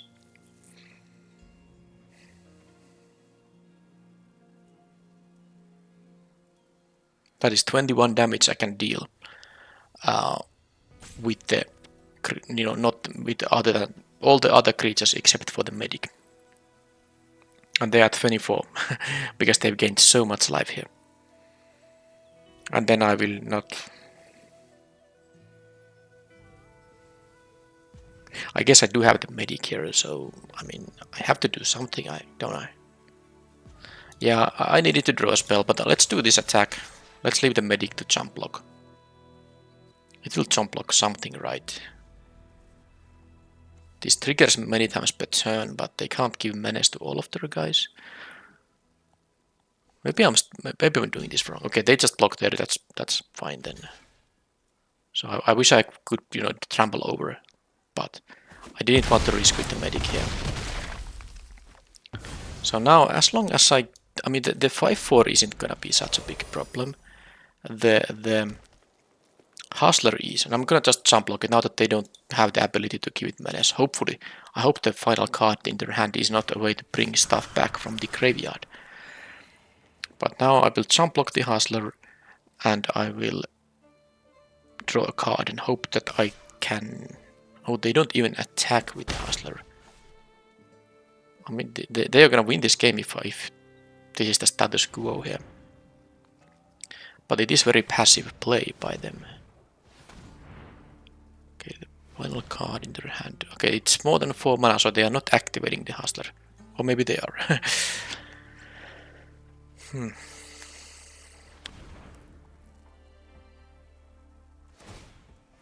They are. So I go to 10 now. And they have a 5/4. Well, if they attacked with the Hustler, I would be able to deal with the Hustler using the Lullaby. Now the problem is, if I attack, they can just take it. They are gaining so much life with all the their shenanigans. Oh man, the Hustler being... Yeah, this is why this is not really a very good card. And there's no way I can kill the Raven of Fell Omens. This won't have Indestructible on my turn. I simply cannot attack here. So, hopefully I will find one of my exile-based removal spells, but I also need to find it like very soon. I can jump block the muzzle with the medic, of course, to have an extra draw. And then...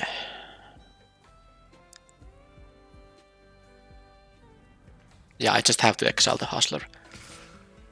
At least the Raven doesn't have attacks now, because they no longer can... yeah, I guess when they blocked with this, that was maybe not the... I mean, they could have taken the 7 from the token, and this is so valuable when they have the Blood Hustler up. Anyway, this is easy now. Jump here, because this will be indestructible. This I can trade with. Unless they drew something, of course, that makes it not the case, but this would be fine. Because now I have 2 draws to find an answer for the Hustler, and they didn't have a means to save the Paladin. I have 1 draw here, and I can kill the muzzle. Okay, there it is. There it is. I can kill the muzzle with the Lullaby. Oh, both of them. That's very nice.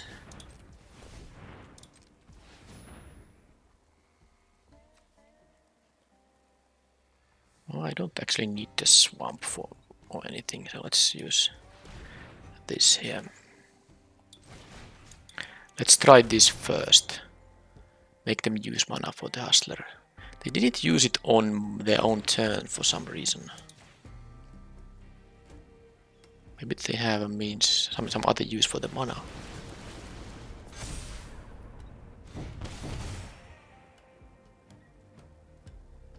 Okay. And then the Zealous only on their turn, so I can do this. And I guess I'm taking 2 while I'm dealing 6. That sounds like a good deal. And the next thing will be lassoed by the law. Actually, I was maybe... that's not a nice one, them having a 2-for-1 here. Yeah, there wasn't the reason to use the Buried in the Garden here. I missed the 1-1 now. That was a mistake.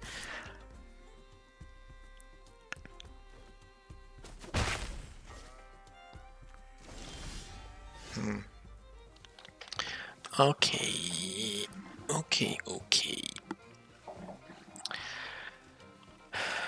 So they did not attack with the bandit. That will mean something. I guess I'm still attacking here.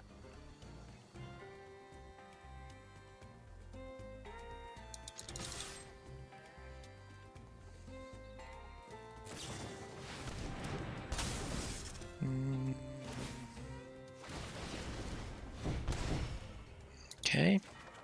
Land. Not great. I mean, it's not. I haven't lost yet, but these lands are nasty. I can trade with the bandit. They basically have a 9-turn clock, but of course any crimes will make it faster. I do need to draw more stuff now. I guess I have 2 black spells I can get.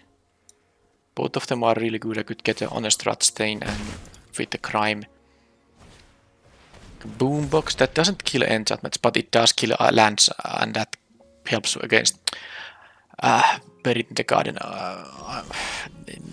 Yeah, lands. Why did they top deck all this good stuff and I keep drawing lands?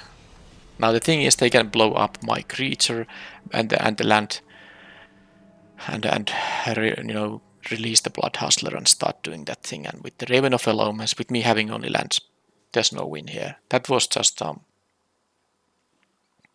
really annoying. I'm gonna use the Betrayal at the Vault here. It feels like there are multiple things I want to kill, and they might not have that many instant speed interaction. No. Man, what a top deck. and my land didn't really help there. So what am I not playing? The Lullaby might be... It's still good, I think. You could also, you know, choose to sideboard in the humiliate. Not sure if I care about their hand contents that much though. It would be on the splash only, so not very reliable to cast early. Do I want to play these securities? How good is the medic? I don't think the medic is that good, so I'm gonna sideboard in the betrayal at the vault in place of the medic. The medic is, you know, okay against these 3-1s, but that's pretty much it. Against the rest of their stuff, it doesn't do much. Oh, anything other stuff with a low impact. The ankle biter is still good because it works nicely with the throw from the saddle and now also with the betrayal at the vault. I think this is the deck, and let's hope to get them. Well, I don't know. Better luck in top decking.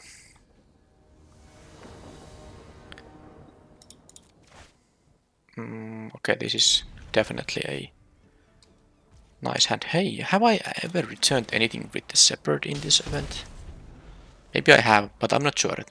This was a fairly early peak in the draft. Okay, this hand is just good. Do they have a bandit? They have a silver deputy, alright. I am not gonna bury that thing in the garden, so Wingsmith it is. We shall see if this is going to be a flyer anytime soon. Well, that buried in the garden would actually make this a play on the next turn, but I just will find a better target for that thing than the deputy. If I had no other play for this turn, then maybe.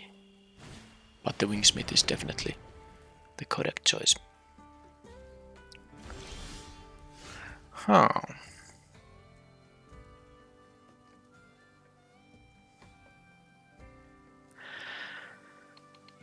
I got a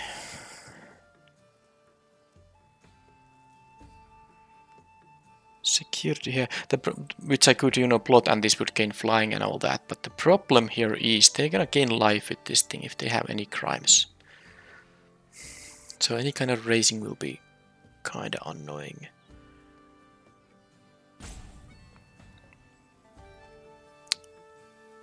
Okay, I'm gonna just do this and then use the buried in the garden.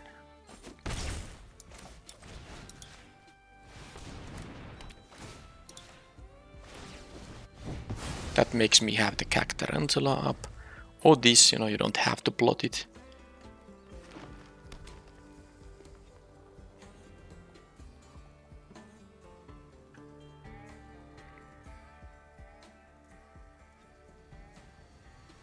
No blocks. Okay, Okay, what is their plan then?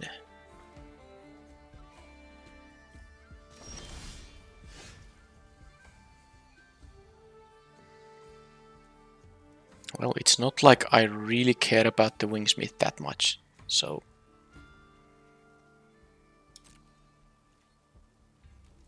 Whatever they have.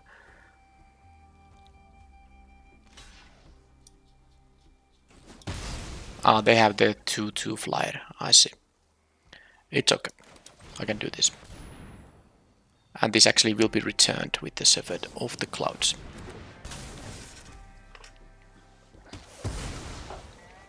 And I have a blocker for the Assassin. And of course, if they deal with the Cactarantula, I'll get to draw a card.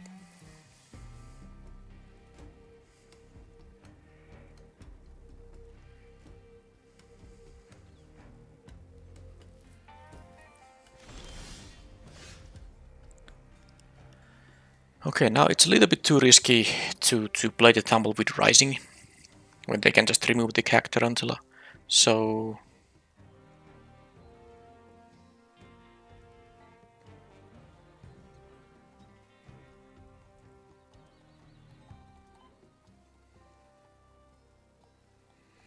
I'm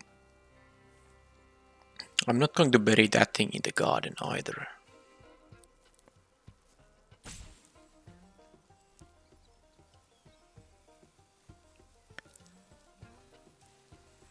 Yeah, I'm just playing this. Let's go.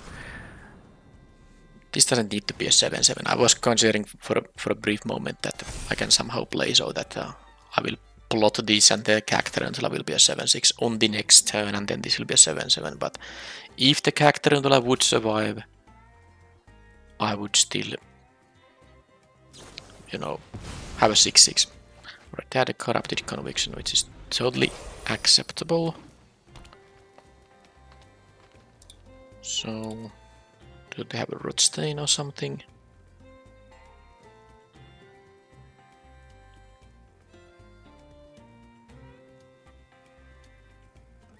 I am at 3 lands only, but thanks to the Buried in the Garden and the Bandit, I have been able to cast all these things here. Alright. Crime and Punishment.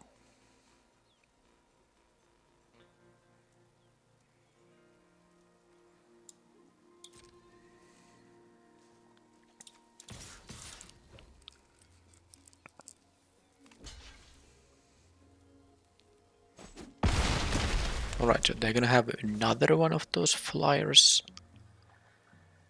Well, in the meanwhile, I think it's worth it for me to just play my own 4-3 flyer and then return the Wingsmith. That's the only thing to return. That goes to hand because I don't have the one mount in my deck here on the battlefield. Alright, so note to self, they have a bunch of rooftop assassins, but of course Cactarantula being the good card it is, draws me those cards. But yeah, I'm not sad about having only these 3 lands because I have the enough mana to do the stuff, but it's kind of funny that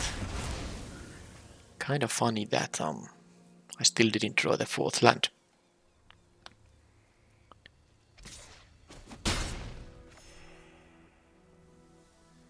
And they have a mana efficient plays.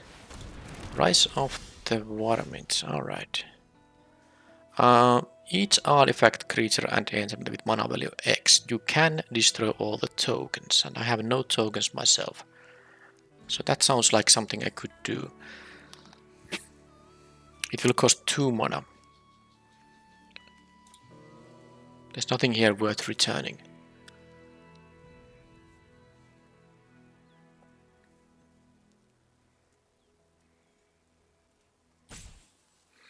Now if I attack with the security, would they triple block?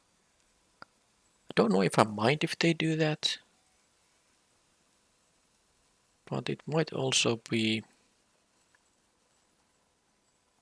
yeah. Let's go with 0. Bye bye.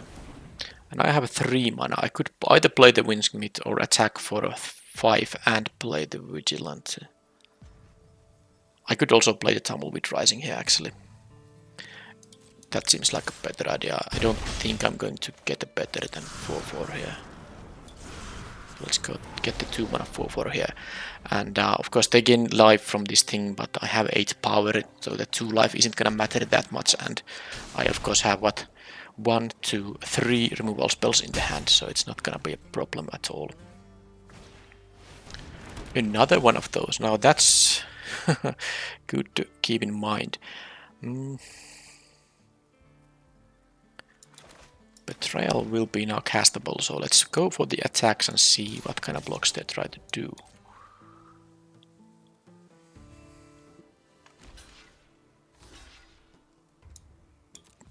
So now I will target this thing, which will kill the assassin and one of these.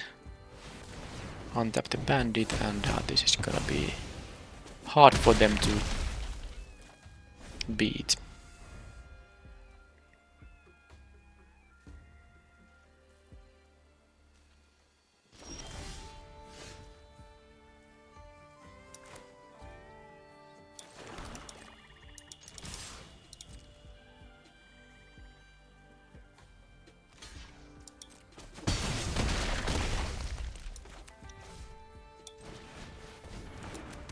Okay.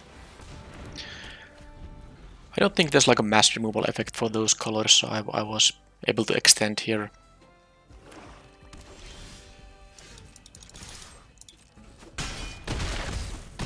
Alright, 15 minutes for me and for them for the final game. Here I balanced out the slightly large number of lands I drew in the first game, but I didn't suffer from mana screw thanks to having the bandit and the buried in the garden, so I was having access to 5 mana with 3 lands only.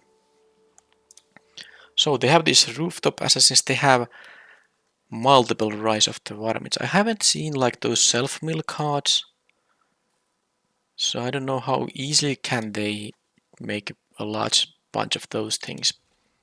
But the rooftop assassins are some things that I actually don't think I can. Well, I guess that's a reason to play Humiliate, maybe. This also is good at, dealing with the varmints. I don't know though, they can just plot these things, so maybe. And Humiliate isn't the kind of discard spell that can get rid of the plotted thing. But I'm somewhat interested in now, considering it. Maybe the Ankle Biter is worse than like the Humiliate. I would kind of like the Stagecoach Security as well, but I have a pretty, the mana curve is not very, very generous. I mean, I have a lot of expensive things, so I don't necessarily want to play another one that costs like 4. The cheap cards I have here are all, good enough also later on, but also, good in early game. So I'm gonna have this Humiliate now in. I don't think I need any more black sources. I have enough ways to generate black mana.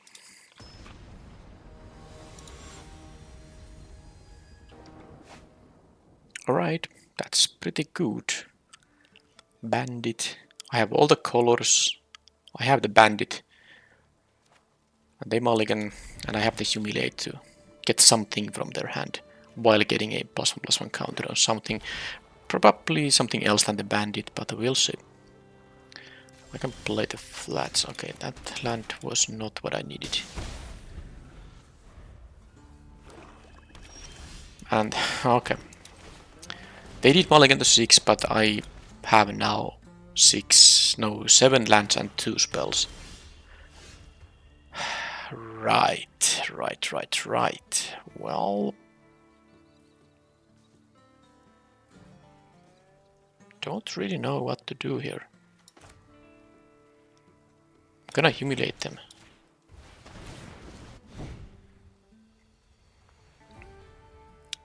Well, it's a pretty easy decision here. They don't have access to green, but they can still use the land they have there, to generate green. I mean, I have to take the root stain. I can't take any creature because root stain brings it back, and there's not really reason to take the varmints either. So that's that. Attack. Play this thing, saying. I guess I can already say black here because I have enough green and white here, regardless. They can now. Okay, they drew the forest, so that's. Alright, at least I got something, but I did draw 3 lands back to back after keeping. After keeping a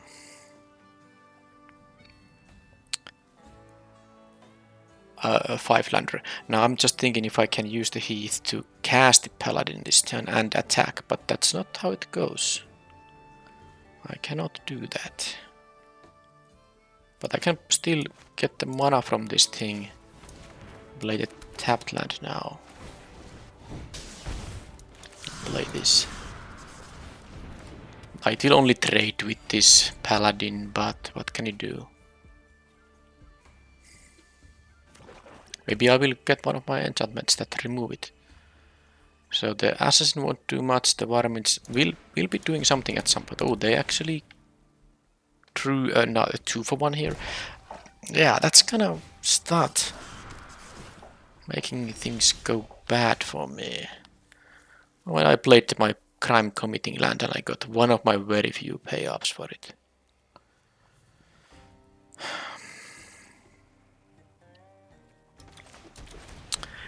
I don't think I'm gonna attack with the Paladin, although if they do. No, I don't like to pump the varmints, but There's actually a risk that they will have... I don't know why I played this pre-combat. That they will remove my paladin and then I don't have good block on their paladin. So let's let the trade happen, but I need to draw now like multiple non-lands in a row because they have these spells still.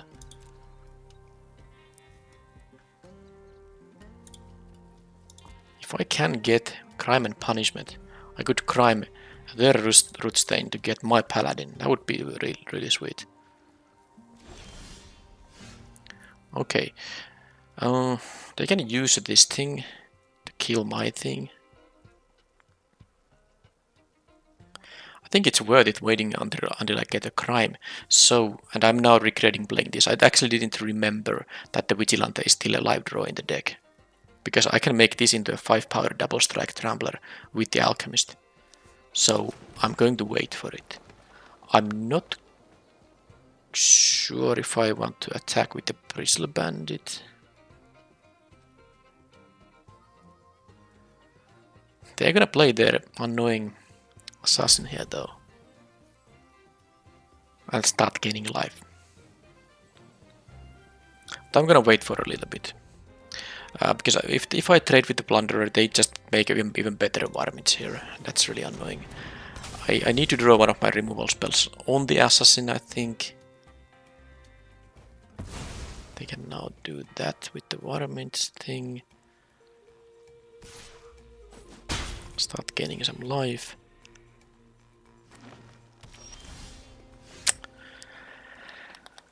Alright. I mean, maybe it's not even worth it. But I don't really feel like I'm achieving much by making attacks now.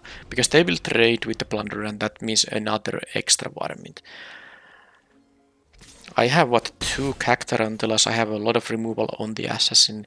All the removal spells trigger this, and then I can Alchemist it, but of course I can just, yeah. I guess they're drawing some lands too, but... we'll see which one has a better top decks. The sad thing is that they can negate all the early game damage I was able to do here with that stuff. I don't want to play all my lands if I have to discard cards for some effects. So I think this is good enough now. Okay, no exiling Cactarant. Okay, both of us have a lot of lands, so now I just hope they don't have a way to bring back the Rotstain, because then they will get also the Paladin, and that's horrible.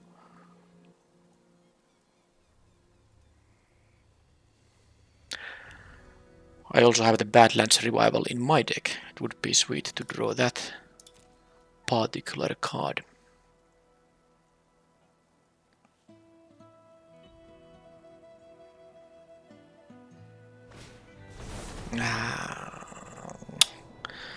That's gonna get the Rotstain back. And if they have a 1-drop, even something that costs 1. And they can of course just put a creature to the graveyard to make the varmints count better. I had a good draw, but they actually got the better one. Better one here, sadly. So I need to draw my good stuff from the deck too. Okay, there's a Bard Hustler. But that means they can only get the Rotstain back, which gets... okay, the Hustler, which is going to be very good, of course. But I have a lot of removal in the deck, so let's hope to get them.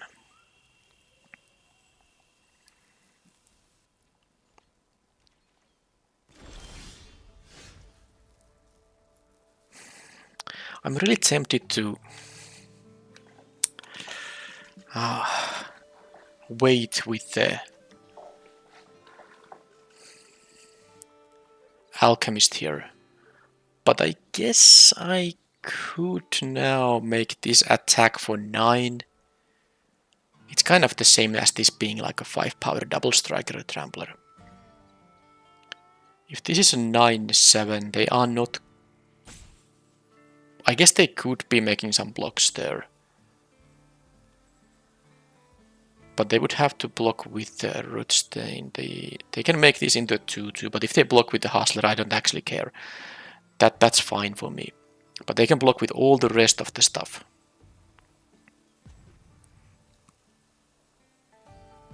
Well, then they do. I'm going to plot this guy. Cactar, I didn't get the crime here, so I didn't get the crime then. And I'm gonna play this pre-combat, just to make sure they don't kill this Cactar until before I get my 9-9, and then I can just attack with everything. I know it means that they're gonna get the varmints do work, but I'm not winning this game no easily without some help from my deck anyway, so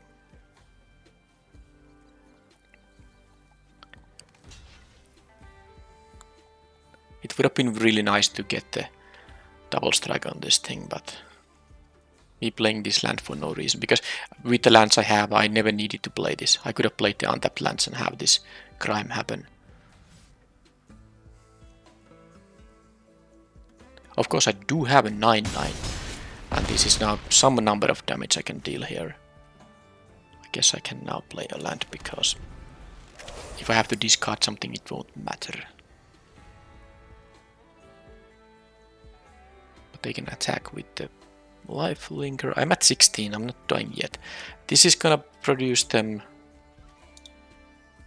Yeah, that's actually only 2 creatures, because, yeah, they returned with the root stain. That's actually funny. The varmint isn't going to be good now. They didn't attack with the assassin either. That's good for me, I guess.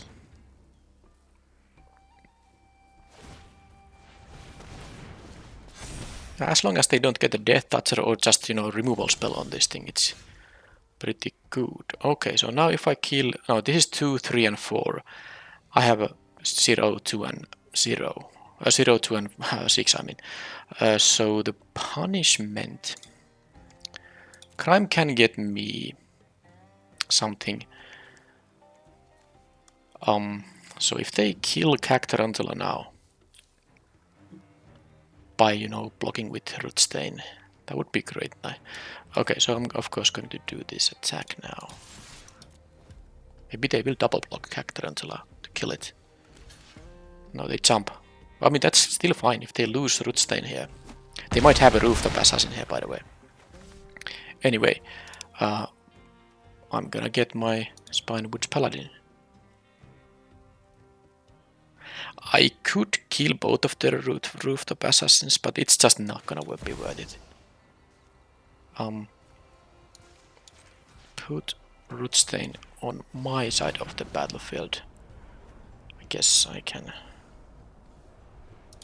tap this for green.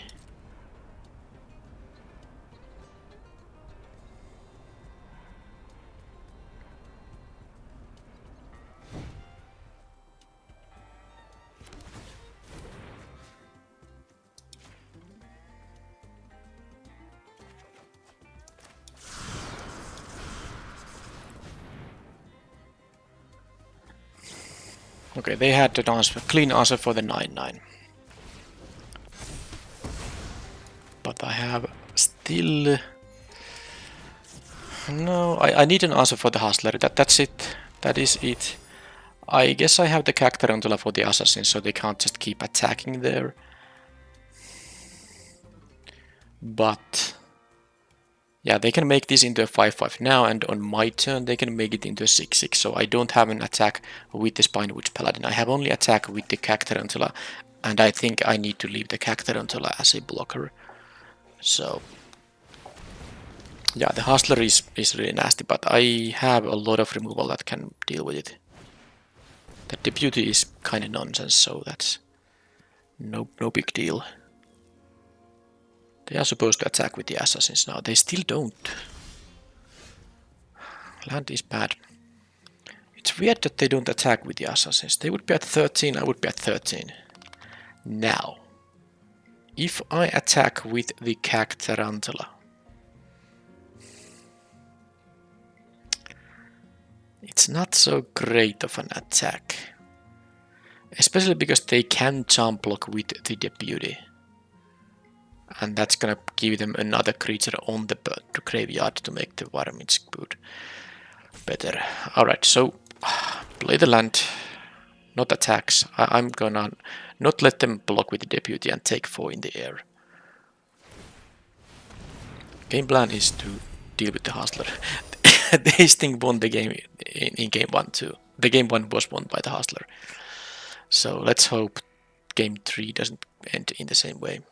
I have 4 exile-based removal spells remaining in the deck, and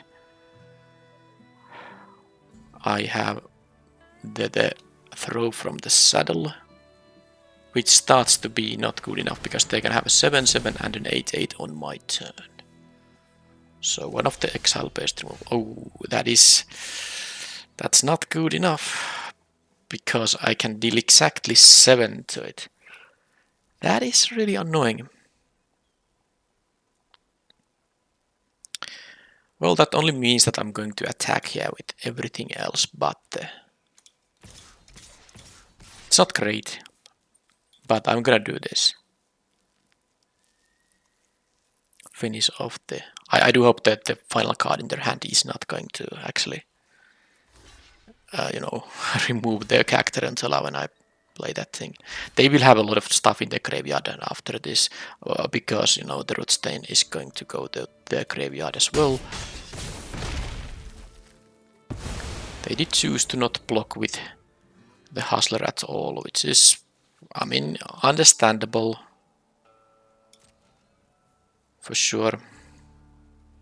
But I can't kill it because they can respond with that and go to an 8/8 creature. Now they have, actually this shows it, this is gonna be a 6/2/1, so yeah, game is over. If they attack now, which they definitely should, game is over. If they don't attack, because they can now force me to block. If I don't block, I lose to these 6/6s, 6/2/1s. Okay, they still, and I drew now the Buried in the Garden. How insane is it? Well, it is insane, I guess.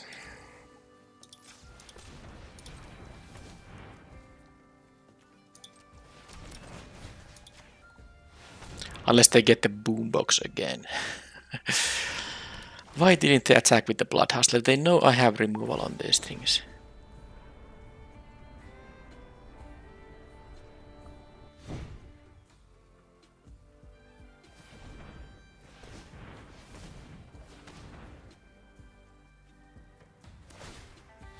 I'm at 12 now. Snakeskin Whale, no. Corrupted Conviction, well, not as bad. Especially now if they blow this land up, they don't get anything back. So, they have 12 power here.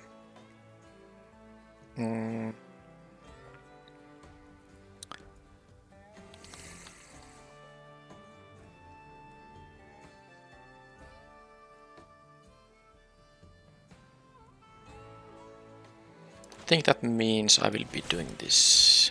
I just have to, it's not great to use my removal on their 2/1s, but I have to do something here. So now I can force some kind of blocks there. This is gonna attack. They would have to block with 3 and it still trambles, so that would be good trade for me. If I attack with Cactus until they block with 3 and they still have 2 left. I can attack with the Bandit too. So I guess I'm gonna do that.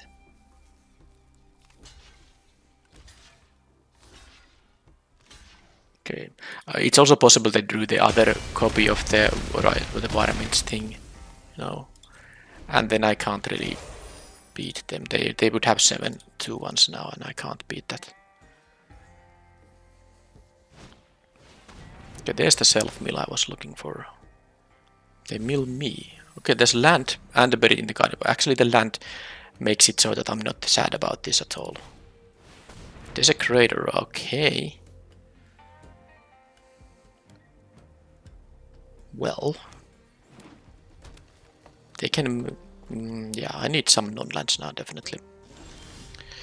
I can't attack here because they can... well, they can double block, make this into a 4/5 by sacking this. Yeah, it doesn't work. But then again, this thing has menace. Darn these lands. I don't know. I guess I kept 5-lander, but there's no attack there. How many lands there are? 1, 2, 3, 6, 9, 13. So my deck has 4 lands and 12 spells. A shame. I don't like this attack, but I think I just have to do something here. They're gonna jump and grow the Desecrator into 4-5. And then I still cannot. I can't block the Desecrator. I can block the Bloodseeker though. And I think I have to do that if they attack. I do need one of my remaining removals on the Desecrator.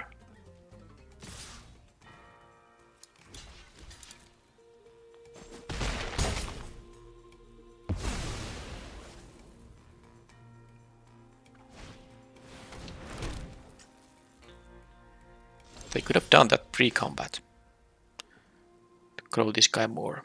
Well, I of course can't beat those eight guys. Yeah, when the games go late, the Rise of the Varmints can do some really good job there. I don't know if I had like an easy way to get through them. I didn't have like flyers or anything. And they get so much life in the game that also I couldn't really pressure them. I was the one being pressured here too. It was a good match. Long games could have gone either way. It was like a top deck war kind of situation. So one of the players will draw better and win as a result. And they had better inevitability in that match because they had the double Rise of Varmints, which is gonna give them such a nice advantage later in the match. I think I like the deck. I was able to play pretty much all the cards, didn't I? Yep.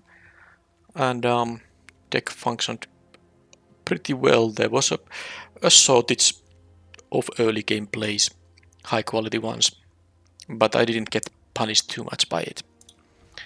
And that is it. Let's claim the prize here, and I will see you in the next video then, which might be Modern Horizons 3, probably is. Thank you for watching, and bye bye.